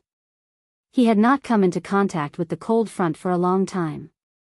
He also wanted to see the mental state of this troop from the side. Ru Zhu stood in the front row of the crowd. Especially when he was about to reach the entrance of the courtyard, he intentionally quickened his pace. His intention to seize the opportunity was very obvious. Yang Chendong was happy to see this happen. That was because he knew that the cold front would not treat Ru Zhu well just because of some silver. If they really did that, it would be equivalent to being expelled from the cold front. Only with iron discipline would an iron army appear. Yang Chendong was very confident in this point. However, some people did not know about this. After seeing that the front was blocked, Ru Zhu took the initiative to walk out. He then put on a smile on his face and bowed respectfully as he said, "Brothers, please allow me to report. I am a supervising eunuch of the Great Ming's Imperial Horse Directorate. This time, I am here to deliver the silver. Do you think you can let us pass? Step back. If you take half a step forward, you will be killed without mercy." In response to Ru Zhu's attempt to curry favor with him, the platoon leader of the Cold Front, who was standing guard at the entrance, had a serious expression on his face. At the same time, he pulled the bolt of the 95-style gun in his hand and a murderous aura spread out in all directions. In the past, Ru Zhu was only an internal envoy. When had he ever seen such a scene? He was immediately frightened and involuntarily stepped back. His mouth trembled as he said, "This eunuch is really here to deliver the silver. If you don't believe me, you can call your general out to verify my authenticity. Who is making a racket outside the courtyard? Do you know that this is a military area? Unrelated people are not allowed to come near." A shout came from inside the gate. Then, the sound of orderly footsteps could be heard. Soon after, a dozen or so Cold Front soldiers led by Teng Shan walked out of the courtyard. As soon as these people appeared, they raised the 95 style and held it in their hands. Then, they coldly stared at the Great Ming Empire's embroidered uniform guards outside the door with hawk-like eyes. It was as if they were ready to fight if they didn't get along. The embroidered uniform guards were considered ferocious. Who knew how many people were bullied by them? From commoners to merchants, to officials and nobles, who wouldn't tremble when they saw them, afraid that they would be remembered. This also made them feel superior to others. But for some reason, the moment he saw Ling Feng, a chill rushed out from the soles of his feet. It felt as if he was being targeted by a ferocious tiger and could become a piece of meat in its stomach at any moment. Some of the more timid embroidered uniform guards didn't even know where to put their hands and feet. They just lowered their heads and didn't say a word. Ru Zhu also felt a chill spreading from his head to his feet. He did not know that this was because Ting Shan and the others had killed too many people on Little Ryukyu Island. However, no matter how scared he was, since he received the imperial order, he always wanted to complete the mission. After he raised his head and saw Ting Shan's murderous aura, he immediately lowered his head. Then, he tried to use a negotiating tone and said, "General, I am a supervising eunuch of the Great Ming's Imperial Horse Directorate. This time, I am here on the orders of our emperor to deliver silver to you." Deliver silver? Hearing Ru Zhu's words, Ting Shan's murderous aura seemed to have cooled down a lot. Sensing that the other party's tone seemed to have loosened, Ru Zhu thought to himself that silver was indeed the most useful thing. He immediately said, yes, we are here to deliver silver to you. However, how should I address you, General? Are you the highest-ranking leader here? This battalion commander isn't the highest-ranking leader? What? Are you looking down on this battalion commander's low position? Ting Shan looked at Ru Zhu with an ice-cold gaze. His murderous aura reappeared. Ru Zhu only asked about the other party's identity and position because he wanted to get to know the other party's higher-ups in the shortest time possible and establish a good relationship with them. He really didn't have any other intentions. However, after being reminded by Ting Shan and thinking about his previous behavior, he seemed to be a little too impatient. For a moment, Ru Zhu regretted his impatient actions. He opened his mouth and said, No, this general misunderstood. This eunuch didn't mean that. Humph. Leave your money and get out of here. Ting Shan had no intention of listening to Ru Zhu's explanation. He seemed to have been angered by Ru Zhu's words. At this moment, he waved his hand and looked like he was going to chase them away. Leave your silver and scram. This was completely different from what Ru Zhu had imagined. For a moment, he couldn't accept it. "General, shouldn't you call your leader over and discuss this?"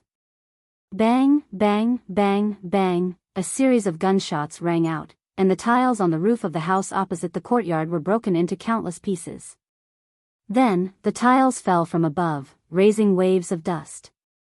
Ting Shan opened fire. This was how he answered Ru Zhu's question. Facts speak louder than words. After a series of gunshots, all the brocade-gowned guards present were stunned on the spot. Then, someone shouted, "Oh my God!" Next, the brocade-gowned guards gave up on their carriages and retreated in large strides. Ru Zhu was also in the crowd. In fact, his speed of retreat was not slower than anyone else. It had to be said that in the face of life-threatening danger, even a eunuch's reaction could be surprisingly fast. Everyone was retreating. Soon, Yang Qindong, Tiger's Mane, Beta Persei, and Xiu Vi of the first guard who had been standing in the crowd appeared. Initially, when Ting Shan saw that some people did not retreat, he revealed a trace of anger. He wanted to teach them a lesson for ignoring his cold front. However, when the crowd retreated and Yang Qindong stood at the very front, Ting Shan, who originally had a ferocious look on his face and looked like he would attack at any moment, immediately turned into astonishment, followed by excitement and agitation. His originally straight and strong legs now looked like they were about to bend and kneel on the ground. The earliest cold front was personally trained by Yang Qindong. Even Leng Feng, who was in his later years, had only heard legends about the sixth young master. It could be said that in the most elite of the cold front, if there was only one person who could not be disrespected, and who everyone respected and had to give a thumbs up to, it would be Yang Qindong. Even Commander Leng Song of the army, although he also had the word Leng in his name, he only wore the army's Leng Feng uniform. It was more like in the navy, Commander Gao Xiong's uniform. However, with only Yang Qindong, no matter if it was the army, the navy, or even the air force who were practicing hot air balloons, they all respected him. He had a godlike reputation. When Ting Shan saw him, how could he not want to kneel on the ground? Cough. With a soft cough, Yang Qindong could tell what Ting Shan was going to do and what kind of performance he was going to show. He immediately reminded him. Although the cough was not loud, it shocked Ting Shan like a sudden clap of thunder.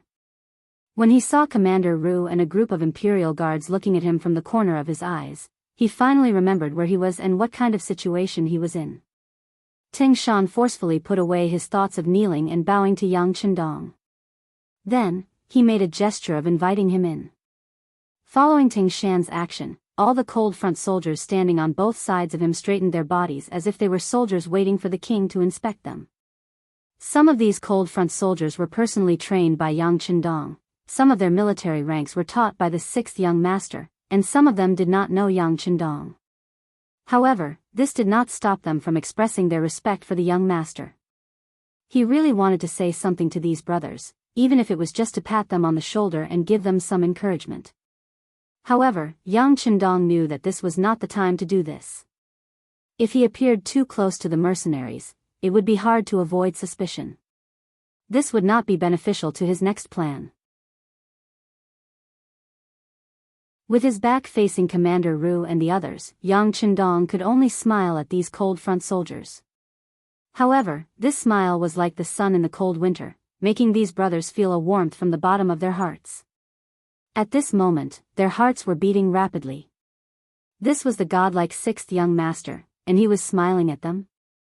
With this experience, they would be able to brag about it for a while when they returned to Crimson City. Ting Shan also suppressed the excitement in his heart. After Yang Qindong stepped into the courtyard, he quickly followed him. At this moment, a large group of people had already knelt down in the courtyard. The leaders were Commander Leng Song and Battalion Commander Wu Sheng. "Welcome, sixth young master." The voice was low, but it was more like the ray of sunlight before dawn, ready to explode with powerful energy at any time. "Brothers, thank you for your hard work." Facing close to 300 cold front soldiers, Yang Qindong was also very excited. In his eyes, these were his children. They were created by him, and they were also his pride. The words "thank you for your hard work" caused many cold front soldiers who would not even blink in the face of death to cry. Perhaps to them, these were the words they had been waiting for. Yang Qindong was also very excited in his heart. At this time, he felt as if he had returned to the barracks of his previous life, and saw those outstanding soldiers he had brought with him. This made him unable to calm down. However, Yang Qindong, who had lived 2 lives, knew what he wanted to protect, what he pursued, and what his dreams were. In order to achieve this final goal, he could not do whatever he wanted at this moment. Hence, he suppressed the excitement in his heart and walked in front of Ling Song. He patted his shoulder and said, "Not bad, you're more sturdy than before. Thank you, 6th young master, for your praise." Ling Song, who did not like to smile and always had a stern face in the eyes of the soldiers, actually smiled at this moment. His smile was so carefree, so natural, and so sincere.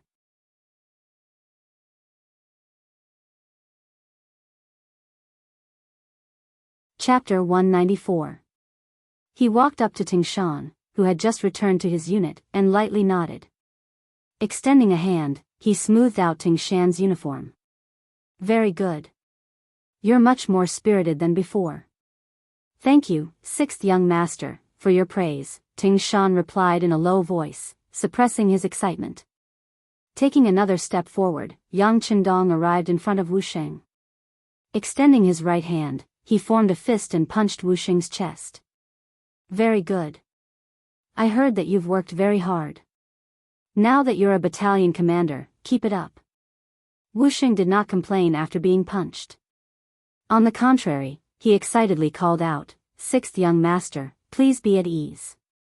Wu Sheng will definitely perform even better and strive to become regimental commander as soon as possible, surpassing regiment commander Leng Song and becoming his commanding officer."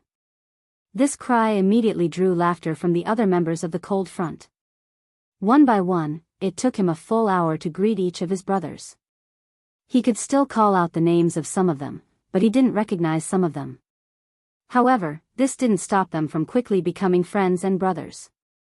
Leng Song, Ting Shan, and Wu Sheng followed at Yang Qindong's side, introducing each of their unfamiliar brothers to him, recounting the contributions they had made, the areas in which they had excelled, and their individual characteristics. In this hour, Yang Qindong had gained a deeper understanding of the 300 Cold Front members. At this moment, the 500,000 taels of silver had been carried into the courtyard. Even the Cold Front members who had been guarding the gate had entered the courtyard to greet the 6th young master. "Very good. Your performance has greatly pleased this young master. You truly live up to the name of the Cold Front." Once everyone stood in line in front of Yang Qindong, the founder of the Cold Front began to speak. "The Cold Front is like the cold edge of a weapon. But it has a purpose, and it is unyielding, unstoppable, and invincible. Today, you were able to stand out from the rest of the Cold Front and come to the capital, come to this young master's side. This is even more proof of your excellence, that you are outstanding members of the Cold Front. For this reason, this young master is proud of you."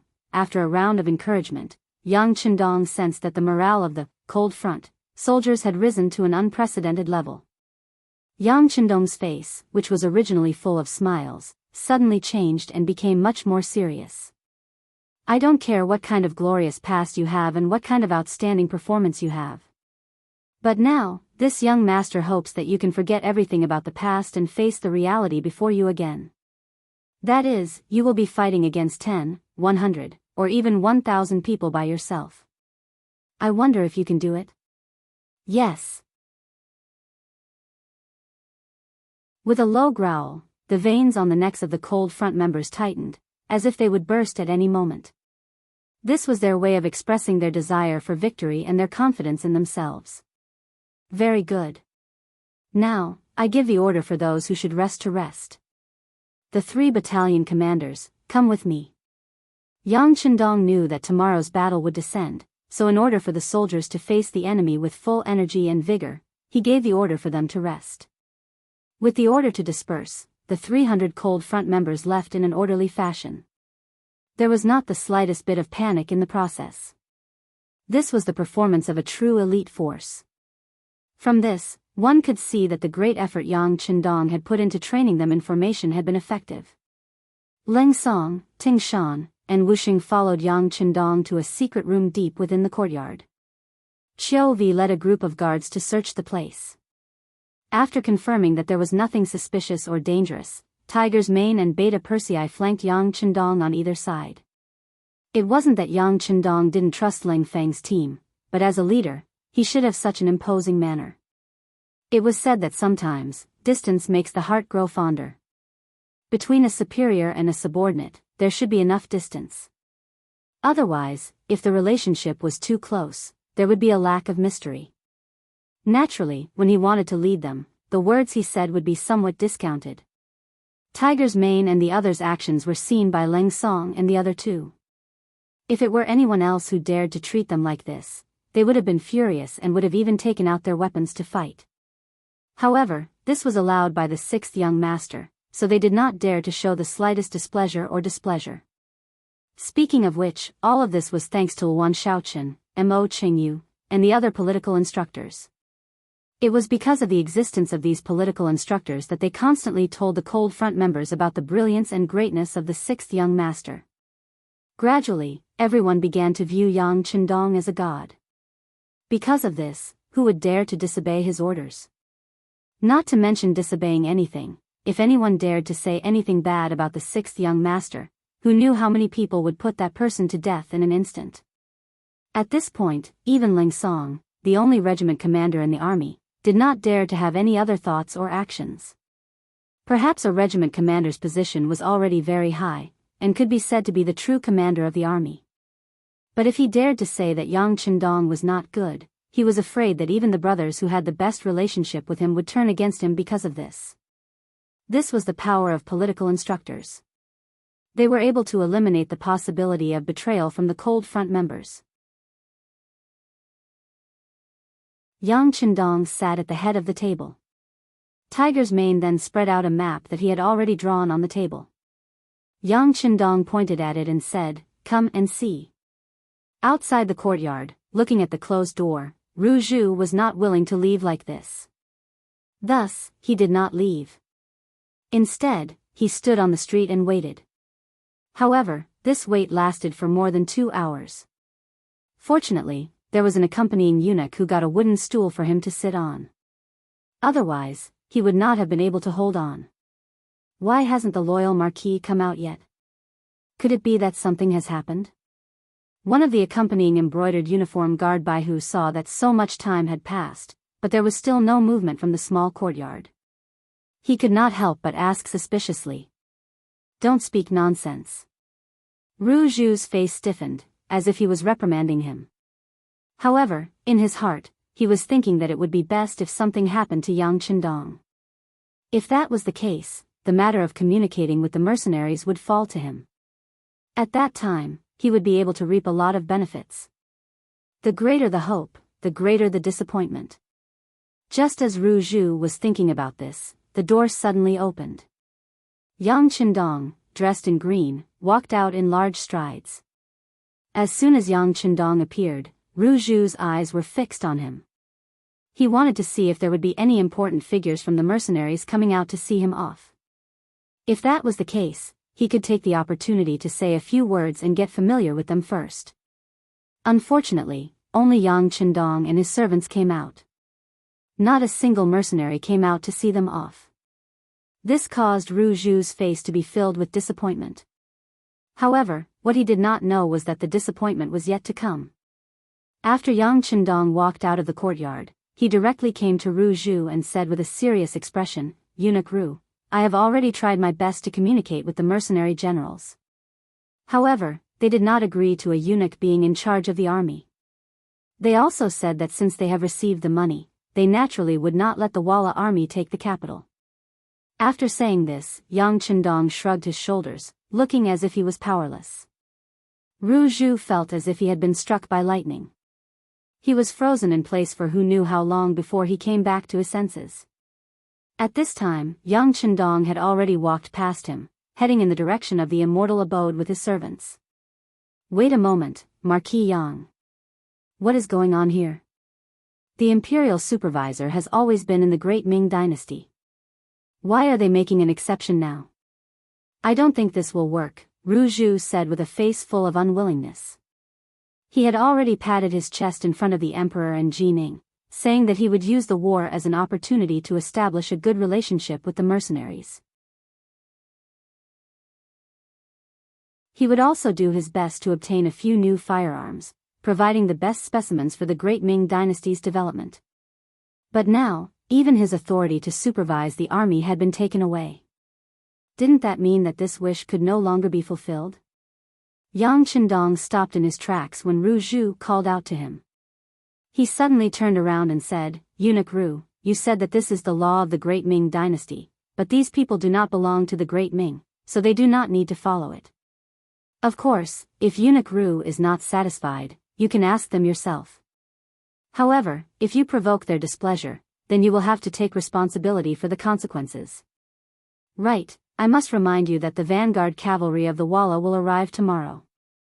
It would be best if nothing unexpected were to happen." As if it was a kind reminder, Yang Chendong turned around and left with a hearty laugh, leaving behind a stunned Ru Xing.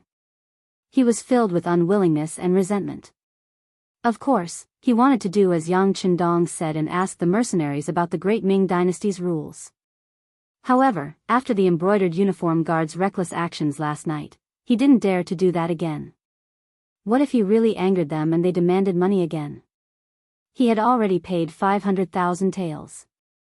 He had already lost face once. Was he going to lose face a second time? Ai. Ru Zhu let out a long sigh. He knew that he would not be able to complete the decree this time. He really didn't know that the emperor would be so furious after finding out about this. It seemed that he still needed to greet eunuch Jining and protect his current position first. As for forming a good relationship with the mercenaries, once the war started, it wouldn't end in a day or two. When the time came, an opportunity should appear. Putting aside the fact that Ru Zhu went to the palace to find Jining and reported what happened to the emperor, it caused Zhu Qiyu to be extremely angry. The news quickly spread in the city that the 10,000 elite vanguard cavalry of the Walla would arrive in the capital tomorrow. When the news came out, the entire city was terrified. Some people began to pack their bags and prepare to leave the capital. Some cowards who had nowhere else to go began to pray at home, hoping that the Great Ming Dynasty's army could win a battle and defeat the wolves of the Walla.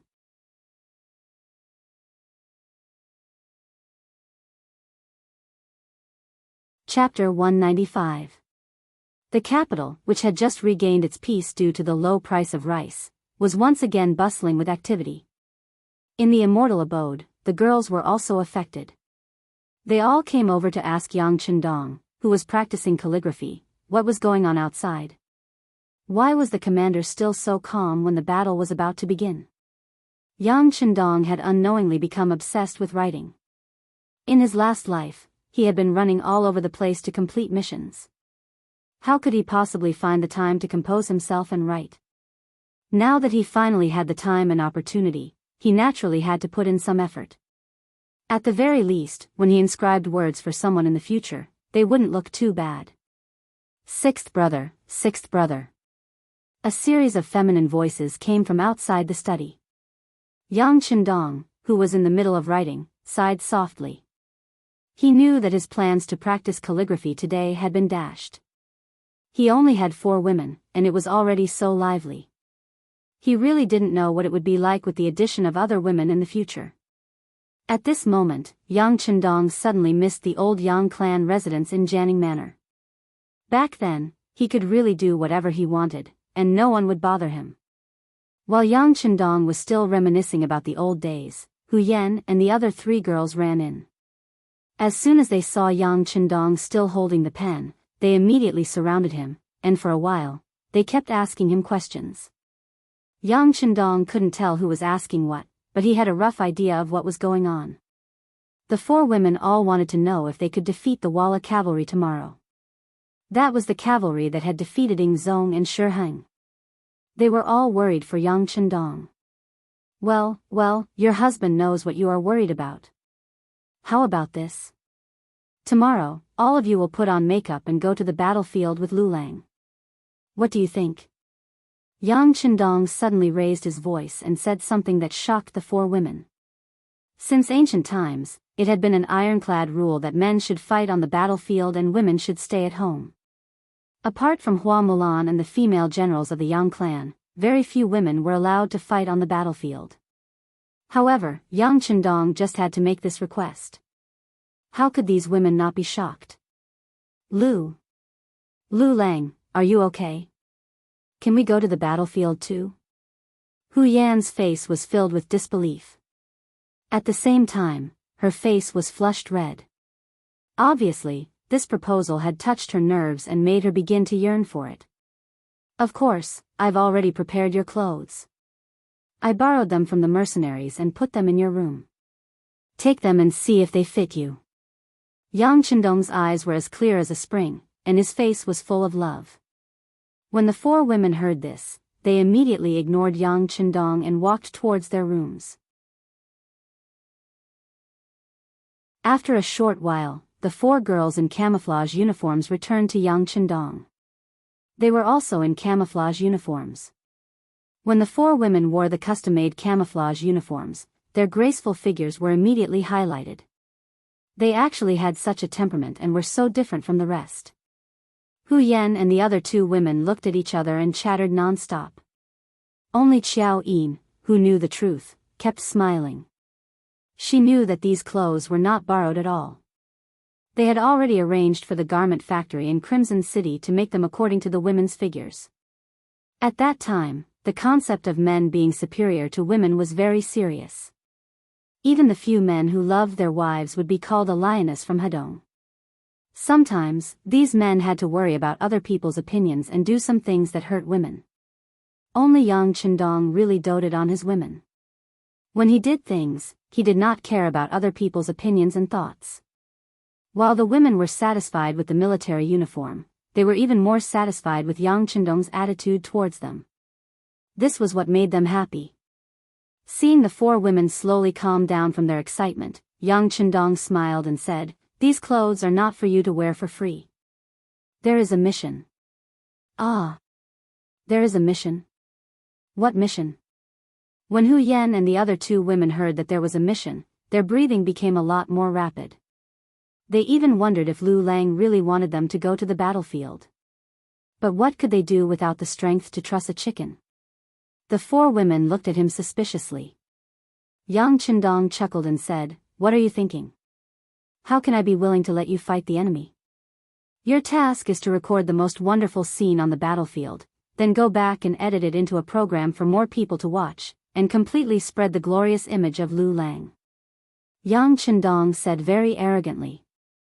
Hu Yan and the other two women laughed. But after laughing, they felt deeply gratified. Since Lu Lang dared to let them walk around the battlefield, it was enough to show that he was full of confidence in this battle. In fact, this was the real reason why Yang Qindong wanted to take the women to the battlefield. If he wanted to make a program, he could have learned it from the soldiers who participated in the battle in the future. But he did not do that. Instead, he wanted to take them with him. He wanted to tell the women through this battle that the battlefield was not as dangerous as they imagined. At least on the battlefield with him, Yang Qindong, they could still be very relaxed. After tomorrow's battle, when Yang Qindong went out to lead troops to battle in the future, the women would not have to be so worried and afraid at home. The four girls left in high spirits. From the looks of it, it was clear that they were going to wear the new military uniforms and walk around the Yangjia village for everyone to see. They were going to receive some envious gazes. Yang Qindong stayed in the study, discussing something with Tiger's man and Yang San about tomorrow's battle. "Yang San, is your security bureau ready for tomorrow's battle?" Looking at the actual leader of the security bureau, Yang Qindong's tone had a trace of concern and comfort.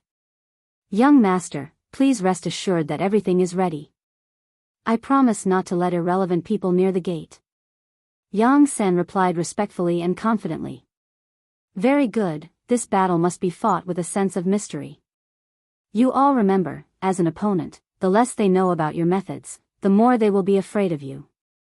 What we need to do is to form and maintain this sense of mystery to the greatest extent, so that the opponent can't figure out what to do. After saying this to Yang San, he said to Tiger's man, "Tell butler Yang Ning to pay attention to the security situation of the Yang family village. Presumably, some people who can't find out about the mercenaries will have their eyes on the Yang family village. These few days, young master, I have to deal with the Walla army, so I don't have time to deal with the matters of the village. I will leave Dao Zhao's second guard team to protect the village." "Yes, young master, I will inform Captain Dao Xiao in a while. However, I think that he will not be happy if he is not allowed to participate in the battle and is instead staying in the village." Tiger's man chuckled. Dao Xiao would definitely feel very wronged if he was not allowed to participate in the battle. Thinking back to the Battle of the Tuma Castle, they did not go and instead stayed. Now that they were being asked to stay, it would be strange if they were happy. Yang Chendong smiled at this.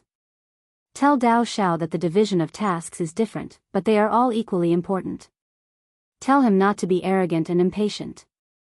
In the future, the young master will have a lot of things to do, so there is no need to worry that they will not have a chance to participate in the battle."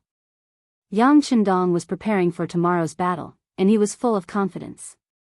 This was his first real battle in this world, so of course he had to make an exciting appearance.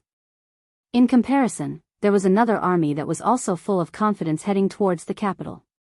They were Walla's 10,000 vanguard cavalry. The Battle of Tumu Fortress was a great victory, and it was unknown how many Ming Dynasty officials were killed. If it were not for Yang Chendong's intervention, perhaps even Ming Emperor Zhu Qizhen would have been killed or captured. This battle also made Walla's appetite grow. Especially after Xi Ning defected to the enemy, she revealed many things about the Ming Dynasty, including many secrets of the imperial court and the imperial palace. According to what Xi Ning said, the Ming Dynasty's civil and military officials were not on the same side. They were very hostile and would often crush each other. For example, the Battle of the Tumu Castle was a conspiracy by the civil officials against the military officials in order to severely injure them. In this battle, didn't a general like Zhang Fu die on the battlefield? However, in reality, it was true that the civil and military officials were at odds with each other. However, in the Battle of the Tumu Castle, many generals died, so how much better were the civil officials? Again, if not for Yang Chendong's intervention, at least 2 ministers would have died on the battlefield. It didn't seem worth it to use such a heavy capital to design a plan. However, Walla didn't know this. They won the battle and thought that Xi Ning was right. Even when they were fighting against Shihang, it was Xi Ning who came up with the idea. First, they pretended to be weak and then baited the enemy step by step. In the end, they defeated the enemy. Because of this, Xi Ning became a good friend of Walla's people. Sai Bian Wang, who was in charge of leading the vanguard, was leading the army to the capital of the Great Ming Dynasty. At the same time, he was asking Xi Ning if there were any powerful generals in the Great Ming Dynasty that could fight against him. Xi Ning had thought about this question many times in his mind. He had thought of almost all of the courtiers and confirmed that there were still generals who could lead troops, but he could not think of anyone who could truly command an army. General, in the Battle of the Tumu Castle, the Ming Dynasty's military officials were all killed. There is no one left who can fight against our Walla's army. In addition, Yingzong went to Nanjing to rebuild the imperial court. The Ming Dynasty, which was divided into 2, has nothing to fear. Oh. Ha ha ha, doesn't that mean that the Ming Dynasty's capital is at our fingertips? The wealth and women there will all belong to our Walla? Ha ha ha. Xi Ning laughed wildly. He was imagining beautiful women in his arms, delicious food in his mouth, and piles of gold and silver. Xi Ning looked down on the Xi Ning who only thought about wealth and women. A person who was too greedy couldn't achieve anything great. General, now that the Ming Dynasty's army is empty and weak, what we should do now is to lead the army into the capital and then go all the way south until we occupy the entire Ming Dynasty.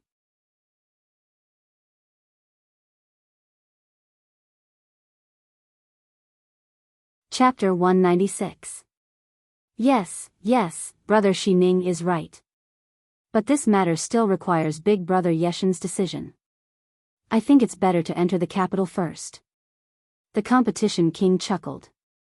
On the surface, he seemed to believe Xi Ning's suggestion, but in reality, he was short-sighted and had limited knowledge. It would be difficult for him to achieve anything great. Seeing this clearly, Xi Ning simply didn't say anything more. Once the capital was truly conquered, leader Yeshen would probably arrive soon. At that time, it wouldn't be too late to make a suggestion. At this time, both Sagan Wang and Xi Ning treated the capital of the Great Ming Dynasty as their own backyard. In their view, wherever the army arrived, the enemy would definitely surrender. But they did not know that Yang Chendong had been waiting for them for a long time. Another day, the sun slowly rose from the east. With the arrival of a new day, the capital was extremely quiet. Because of the fear of war, those who could leave had basically left. Those who stayed behind were those who didn't want to leave for various reasons. In Yang Chendong's words, those who stayed behind had a stable mentality. Even if the war started, they wouldn't easily cause trouble. With no one causing trouble in the capital, Yang Chendong had less to worry about, and he could focus on fighting the Tile army. Although he had the Yangtze's new army and the world's most advanced firearms, he still had too few people. Including the 100 cold vanguards led by Xiao Feng, they only had 400 people. Facing an enemy dozens of times their number, they couldn't be careless. War had always been a very serious matter, and it was also the easiest thing to change. A careless mistake, or a problem in a link could directly change the outcome. Of course, Yang Chendong was still very confident in the Yangtze's new army's cold vanguards. They were forbidden from doing anything, so there wouldn't be any problems. What he was worried about was the 10,000 city defense army that the emperor had given him, including the 5,500 soldiers from the warden's office. These people were used to running amok in the city. Bullying ordinary people was not a problem, but when faced with the elite Walla cavalry, it was hard to say what the result would be. Even when they were fighting in a favorable battle, it was doubtful whether they could achieve complete victory. Thus, early in the morning, Yang Chendong had called over the 5 commanders and led them to the north gate of the capital, the Dishan Gate, to stand on the gate tower. Along with the 5 commanders, there was a general called Yang Guang. He was originally the deputy commander. When Shi Heng, the commander, lost the battle and disappeared, he naturally became extremely important. Yang Guang was quite capable. More importantly, he had a good attitude. When he saw Yang Chendong, he would call him Marquis, then Marquis. He felt very close. Under his lead, Sun Tong and the other commanders also changed from calling him Yang Ho to Marquis. Standing in front of Yang Guang, Sun Tong and the other 5 commanders, Yang Chendong pointed behind him, which was the empty space outside Dishan Gate. Before long, the Walla cavalry will appear here. A big battle is unavoidable. Everyone, are you afraid? Yang Chendong's tone was very calm, even cold. It was as if the appearance of the enemy was like a story, unable to stir up any waves in his heart. In comparison, the 6 commanders' expressions were not as good. Yang Guang and Sun Tong were still in a better state.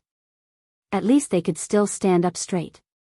Tao Jin, Yang Jia, Gao Li, and Mao Fusho, the 4 commanders' faces were obviously much uglier.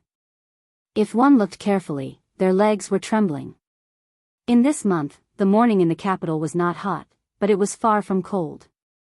However, the 4 of them were so nervous that they broke out in cold sweat. This was enough to show the fear in their hearts. Forget it, the 4 of you will follow what we said before. Each of you will lead 200 soldiers to maintain order in the city. But remember, before the enemy enters the city, there cannot be chaos in the capital. Otherwise, if there is a problem, the person who will be punished will be punished. Yang Chendong did not want Tao Jin and the other 3 to stay. Their presence was not only a good thing for the morale of the soldiers, it could also lead the other soldiers astray and make them feel afraid. Hearing that they did not have to face the Walla cavalry, Tao Jin and the other 3 heaved a sigh of relief. They clasped their fists and bowed to Yang Chendong before retreating from the tower. Only Yang Guang and Sun Tong were left.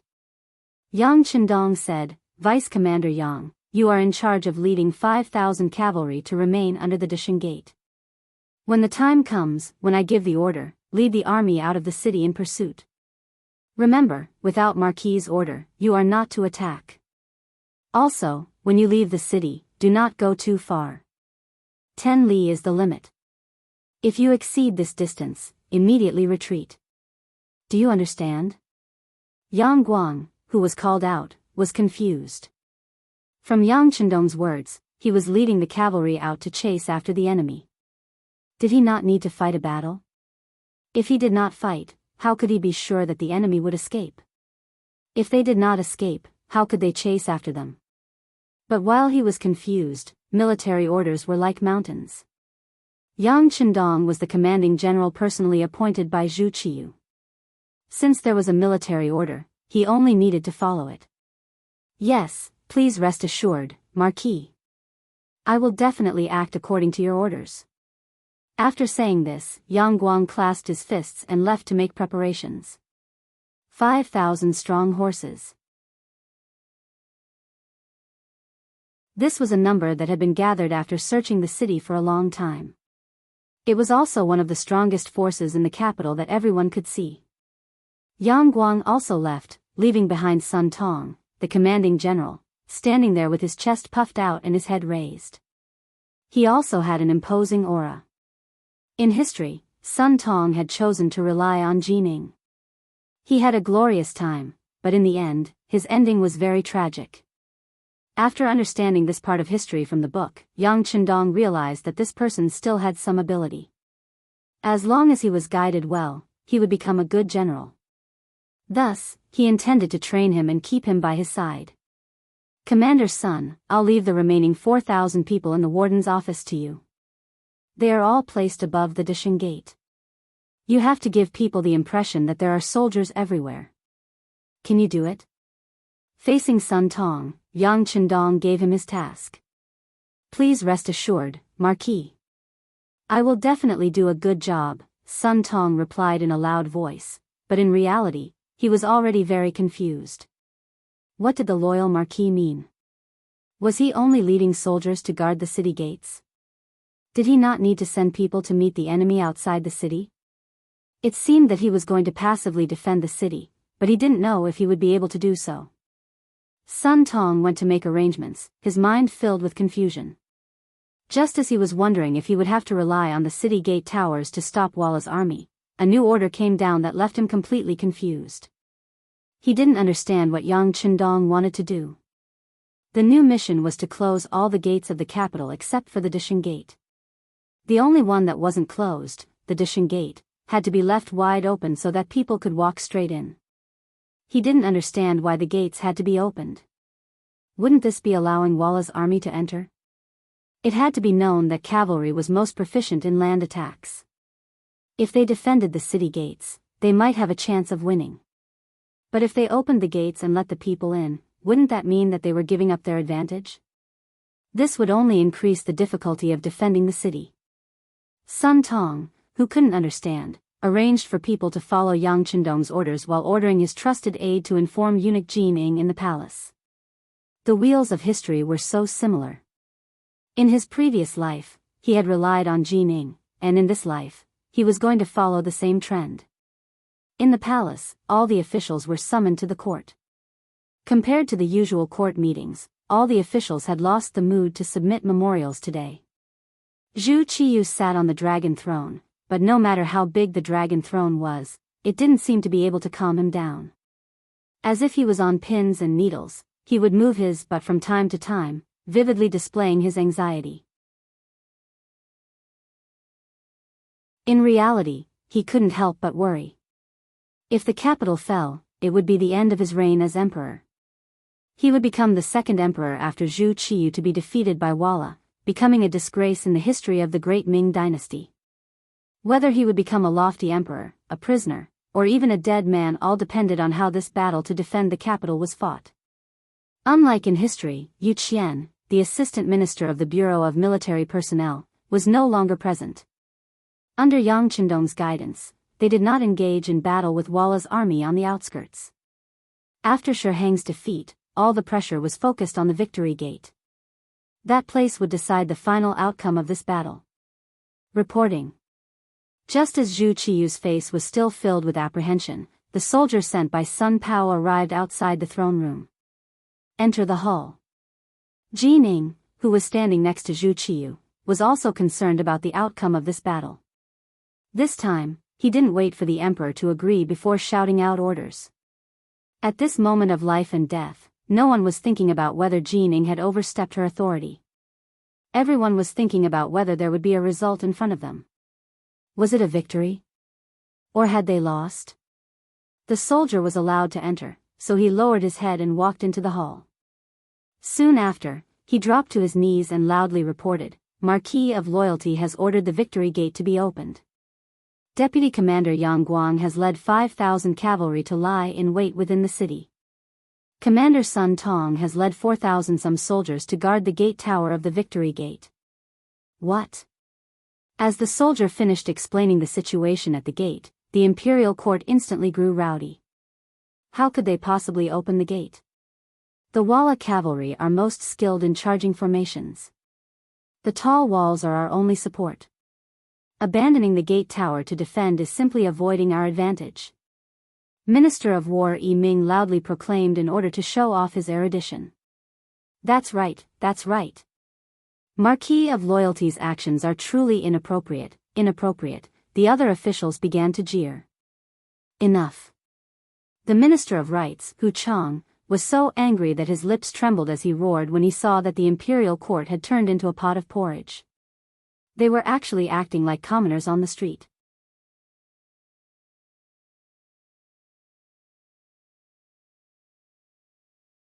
Chapter 197. With this roar, all the officials focused their gazes on him. You are all important officials of the court, yet you are throwing yourselves into chaos like commoners. Where is your decency? Hu Shao raised his beard and loudly questioned the officials. In terms of age and experience, Hu Kuang had sufficient qualifications. With this shout, many of the officials lowered their heads, not daring to argue with him. But there were also those who did not fear Hu Shao, such as the Minister of War, Ming, who stepped forward with his ceremonial tablet. Minister Hu, could it be that just because Yang Chendong is your grandson-in-law, you are protecting him like this? The Minister of Works, Shi Pu, also stepped forward and said, Minister Hu, now is not the time to be thinking about family ties. That's right. When the country is in danger, we should consider the big picture and put family ties aside. The new Minister of Revenue, Jin Lian, also stepped forward and criticized Hu Shao. After attending court for so many years, Hu Shao had rarely been attacked by 3 ministers at once. But in the face of this situation, he had no intention of backing down. Instead, he looked at the 3 of them and said with disdain, "Oh? So the 3 of you should know how to fight, right?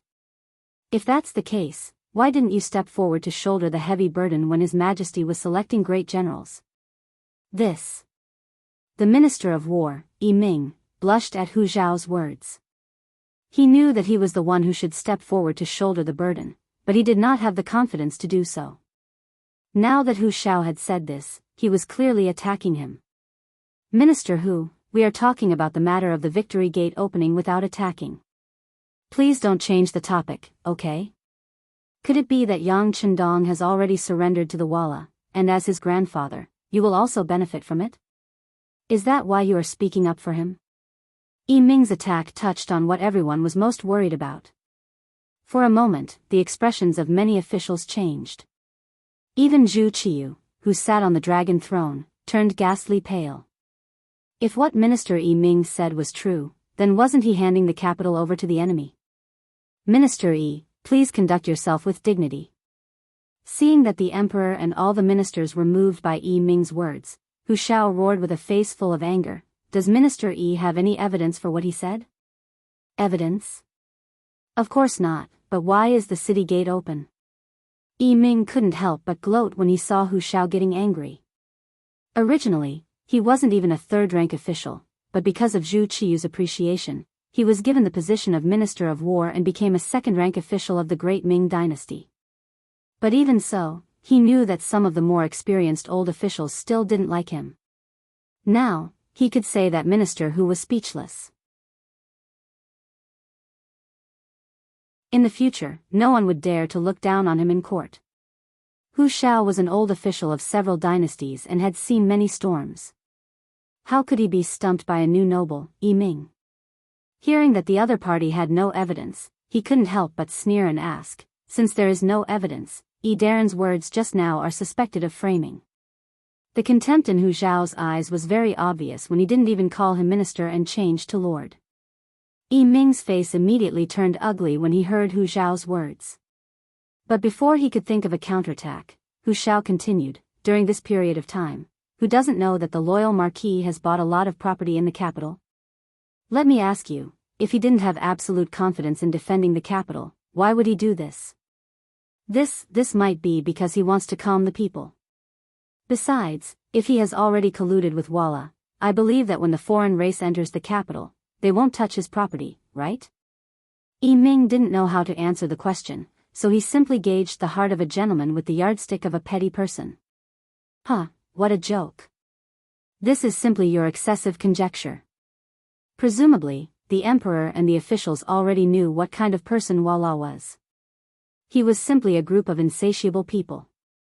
Just think about it, how could they put away their greed for the sake of others when dealing with such a person? If the loyal marquis wants to be on good terms with Walla, he doesn't need to do this at all. Everyone, don't forget who saved Ingzong from Walla. If he wants to be on good terms with Walla, he doesn't need to do this at all. When Ingzong's name was mentioned, the ministers immediately sucked in a breath of cold air. Yes, if Yang Chendong was really such a traitor, he didn't need to do that at all. This reason instantly convinced many people, including acting sect master Zhu Qiyu. The loyal marquis saved Ingzong's life, but he didn't go to Nanjing a while ago. I believe everyone can already understand his intentions. This time, he's withstanding a huge amount of pressure to fight against a strong enemy. If we still don't trust him, wouldn't it be too disappointing? Hu Chang spoke as if he was fighting for justice for Yang Chendong. In fact, he was also very optimistic about his grandson-in-law. With Hu Zhao's words, the originally excited ministers quickly calmed down. Even Emperor Zhu Qiyu was a lot more confident because of these words. He said in the court, yes, the loyal marquis is loyal to the great Ming. No one is allowed to say such words in the future. Now let us wait for the good news. Because of Hu Zhao's argument, the debate in the court was finally suppressed. Yang Chendong, who was still unaware of this, was standing on the tower of the Victory Gate at this moment, looking into the distance. He didn't know that Hu Xiao had helped him block the attacks of the ministers, so he could lead the army in the front line at ease. Of course, even without Hu Zhao's help, Yang Chendong wouldn't hand over his military power at this time. It would just cause a lot of trouble. Standing on the tower, the moment he put down the binoculars, he said with a smile to the 4 delicate women in camouflage clothing standing beside him, "You can see now, the Walla cavalry is here." Ah! Are they here? Where are they, where are they? Hu Xiao and the other women were very excited at this moment. They each held the binoculars hanging around their necks and looked into the distance. Sure enough, there was a burst of smoke and dust, and the Walla cavalry was here. With the competition king as the leader and Xi Ning as the guide, the 10,000 Walla cavalry were rapidly heading toward the capital of the Great Ming Dynasty. With so many people, looking from a distance, it was really a spectacular sight. Seeing that they were less than 15 li away from the capital, the fast horse scouts in the front line rushed back and reported that the Victory Gate in the capital was wide open. The gate is wide open? What does this mean? The competition king was somewhat at a loss when he heard this news. Logically speaking, if the Great Ming army knew that he was coming, they would either defend the city to the death or flee like crazy. Why did they open the gate? This was inconsistent with the facts. Xi Ning was also confused by this news. He had not been in the capital for so long, so he did not know what had happened here. All he knew was that the Great Ming Dynasty had a situation where 2 emperors ruled together because of Zhu Qiyu's ascension. That was all. In Xi Ning's opinion, having 2 emperors ruling together was a good thing. When the power was divided, it gave the Walla army a chance to break through. But now that the gate of the capital was wide open, he could not figure it out. Before he could figure out what was going on, the competition king had already asked him. "Brother Xining, why did the great Ming dynasty open the victory gate? Could it be that they want to surrender to us?" This, maybe. Xining did not know the reason, so he naturally did not dare to talk nonsense. He could only follow the competition king's words. Xining was just being polite. To put it bluntly, he did not have any ideas. But when the competition king heard his answer, he thought that he had guessed correctly. He was overjoyed and said, as expected. The great Ming dynasty's army is just a scoundrel. When they know that our elite cavalry is coming, they must be panicking. In order to save their lives, it is possible that they will take the initiative to surrender. In this case, order the army to speed up and try to enter the capital for lunch at noon. Hearing the order, the Walla cavalry was overjoyed and eager to go, but only Xining felt that things were not so simple. However, he really could not think of a reason to do so, so he could only follow the army to the victory gate. "They are coming straight to us." On the city gate tower, Hu Yan jumped and said. Then she realized that her performance was a little rude, so she immediately walked to Yang Chendong's side with a red face. "Haha." Seeing Hu Yan showing such a cute side, Yang Chendong laughed. He was more proud that the Walla army was coming to the victory gate according to his plan, which was what made him happy. There were only 10,000 city defense soldiers, and they were only a second-line army. Yang Chendong did not dare to have too much hope for them. But the capital of the great Ming dynasty was really too big. There were as many as 12 gates that could enter the city. How to concentrate the troops and lure the enemy to attack was the first thing to consider. In order to achieve this goal, Yang Chendong ordered the other 11 gates to be closed, and only the victory gate was opened. Now, it seemed that he had successfully attracted the enemy's troops. It was only a distance of 15 li. In just a few moments, Vala's mighty cavalry appeared outside the victory gate. It was truly an army of more than 10,000 soldiers. Coupled with the fact that they were cavalry, it gave people a sense of grandeur. This kind of battle formation also scared Hu Yan and the other girls. Everything they knew about war was just from hearing about it. They had never seen it like this. For a moment, their bodies trembled because of nervousness. Yang Chendong had already noticed their changes. He walked forward and gave them a big hug. The warm hug quickly calmed them down. Then, the sixth young master Yang strode to the front of the city wall. He looked down and saw Xining and the others coming out of the cavalry.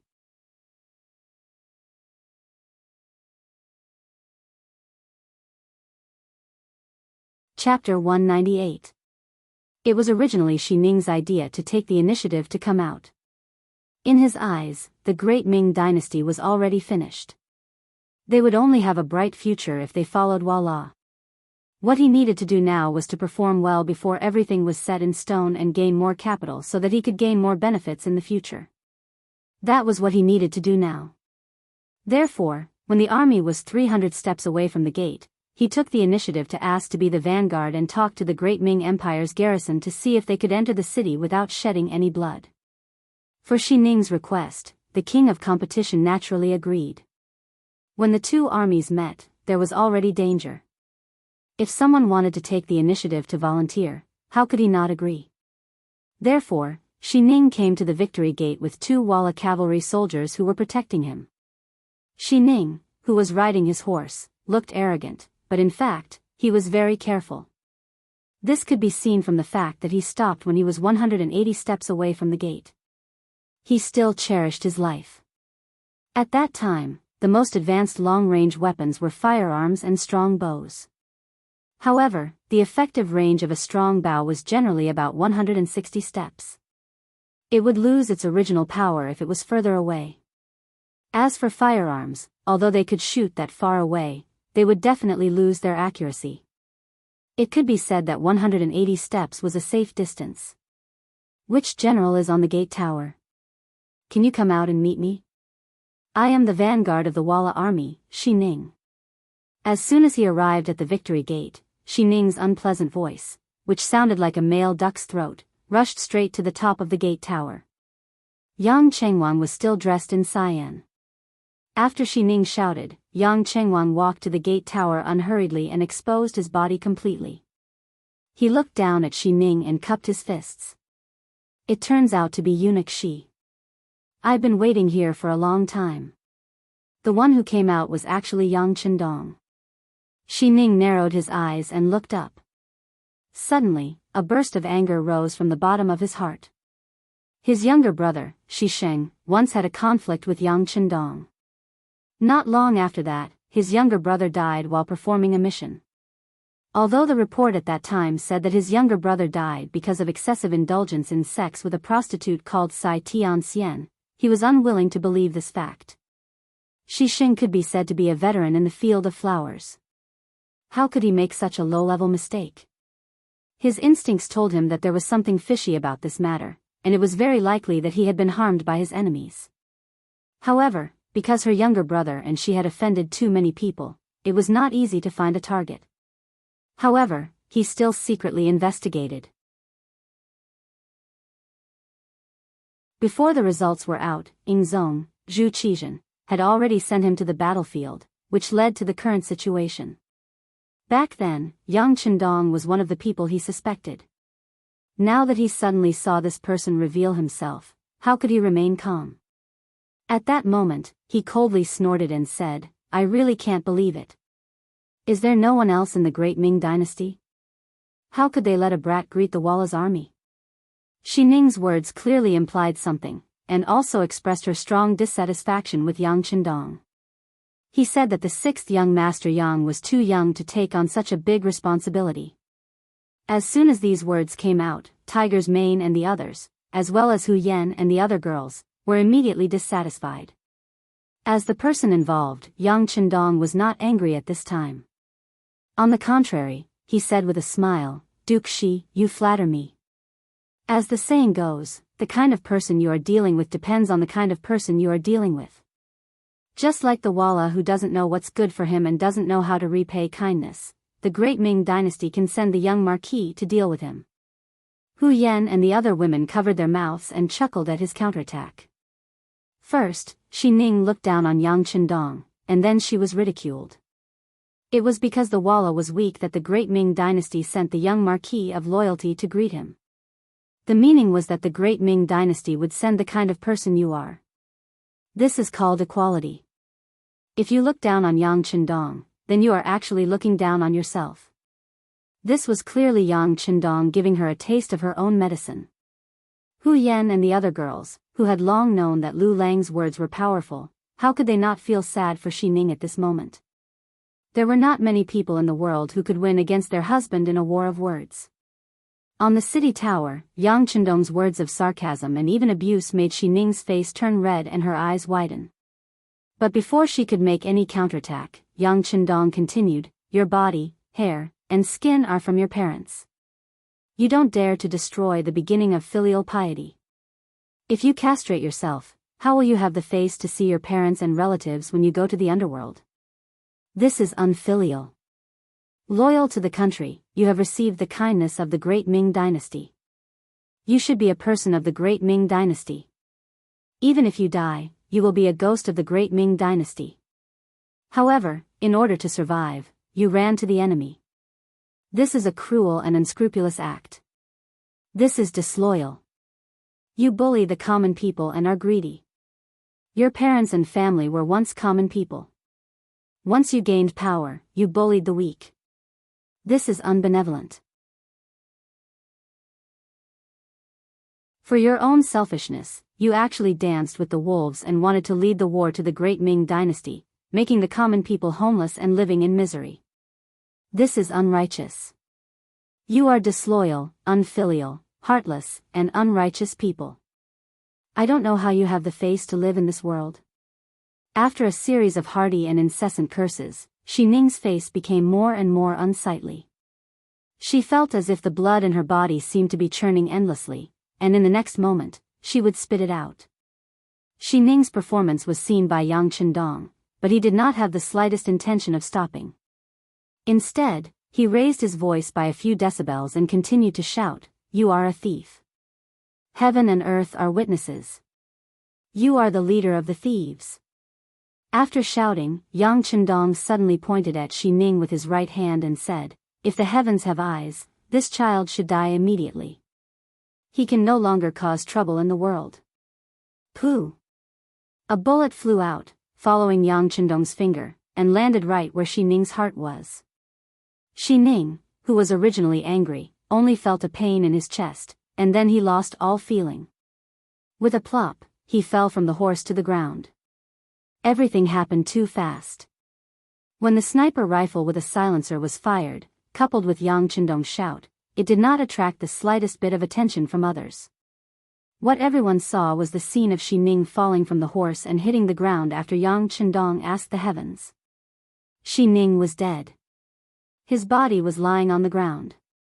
It gave people the feeling that even if he died, he could not wash away the sins he had committed. Therefore, he could not face others. Jia! The two Walla cavalry soldiers who were originally standing beside Xi Ning saw that the person they were protecting was actually cursed to death. They were shocked and immediately turned their horses back. "You are aiding the evildoer. How can the heavens forgive you so easily? Let's die together." Seeing that the fat sheep in his hands was about to escape, Yang Chendong's eyes flashed with a sneer. Then, he pointed at the two Walla cavalry soldiers who were rushing back. Immediately, the two figures fell from the horse and rolled on the ground twice. After that, there was no sign of life. With 3 finger strikes, 3 people died in succession. This shocking scene shocked everyone.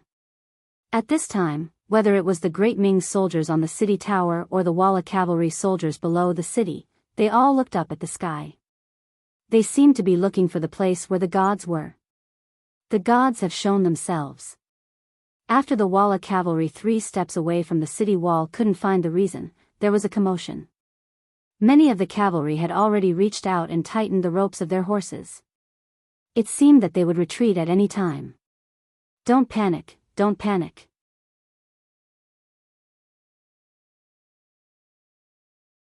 The leader of the cavalry was also surprised, but as the vanguard general, he couldn't retreat like this. Otherwise, not only would he be punished by the military law, he was afraid that he would be ridiculed by the other generals when he returned. Under the loud roar, the Walla cavalry gradually calmed down. In order to stabilize the morale of the troops, the leader stretched out his waist and pulled out the scimitar. It seemed that he was ready to attack. "What? Don't you know how to retreat? If that's the case, then stay here." Yang Chendong, who was standing on the city tower, narrowed his eyes. He couldn't let the Walla cavalry charge. Otherwise, it was inevitable that there would be casualties in the chaos. He had to fight this battle beautifully. He couldn't afford any losses.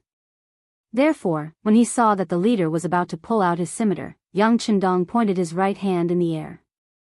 The leader, who had just raised his scimitar, twisted his body on the horse and fell to his death. Not good, the general fell off his horse.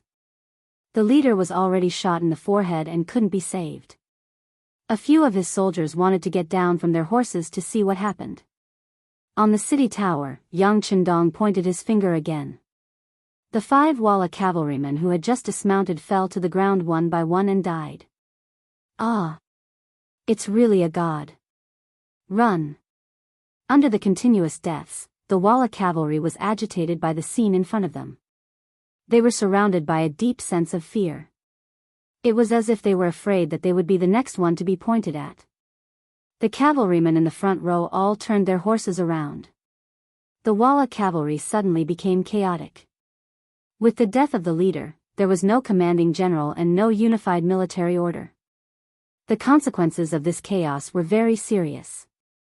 Yang Chendong, who was on the victory pavilion, had already predicted this moment. Seeing that the opportunity was here, he decisively said to Sun Tong, "Quick, order General Yang Guang to go out of the city and kill the enemy." Sun Tong was also stunned by Yang Chendong's continuous pointing. At this moment, he also had a feeling that it was a god. He was so shocked that he would do whatever Yang Chendong said. He immediately agreed and went to pass on the order. Yang Guang, who was under the victory pavilion, saw the situation outside clearly through the hole in the city wall. He was so shocked that he forgot to chase after the enemy. It wasn't until Sun Tong ran to his side and loudly said that the loyal marquis had ordered to go out of the city and kill the enemy that he recovered. All cavalrymen, listen to my order. Go out of the city and kill the enemy. Go out of the city and kill the enemy. Many of the soldiers saw Yang Chendong's godlike appearance and their morale was greatly shaken. One by one, they waved their scimitars and rushed out of the city gate. You're tuning into the Carefree Valley YouTube channel. Don't forget to subscribe and join us on this journey to catch the most captivating stories.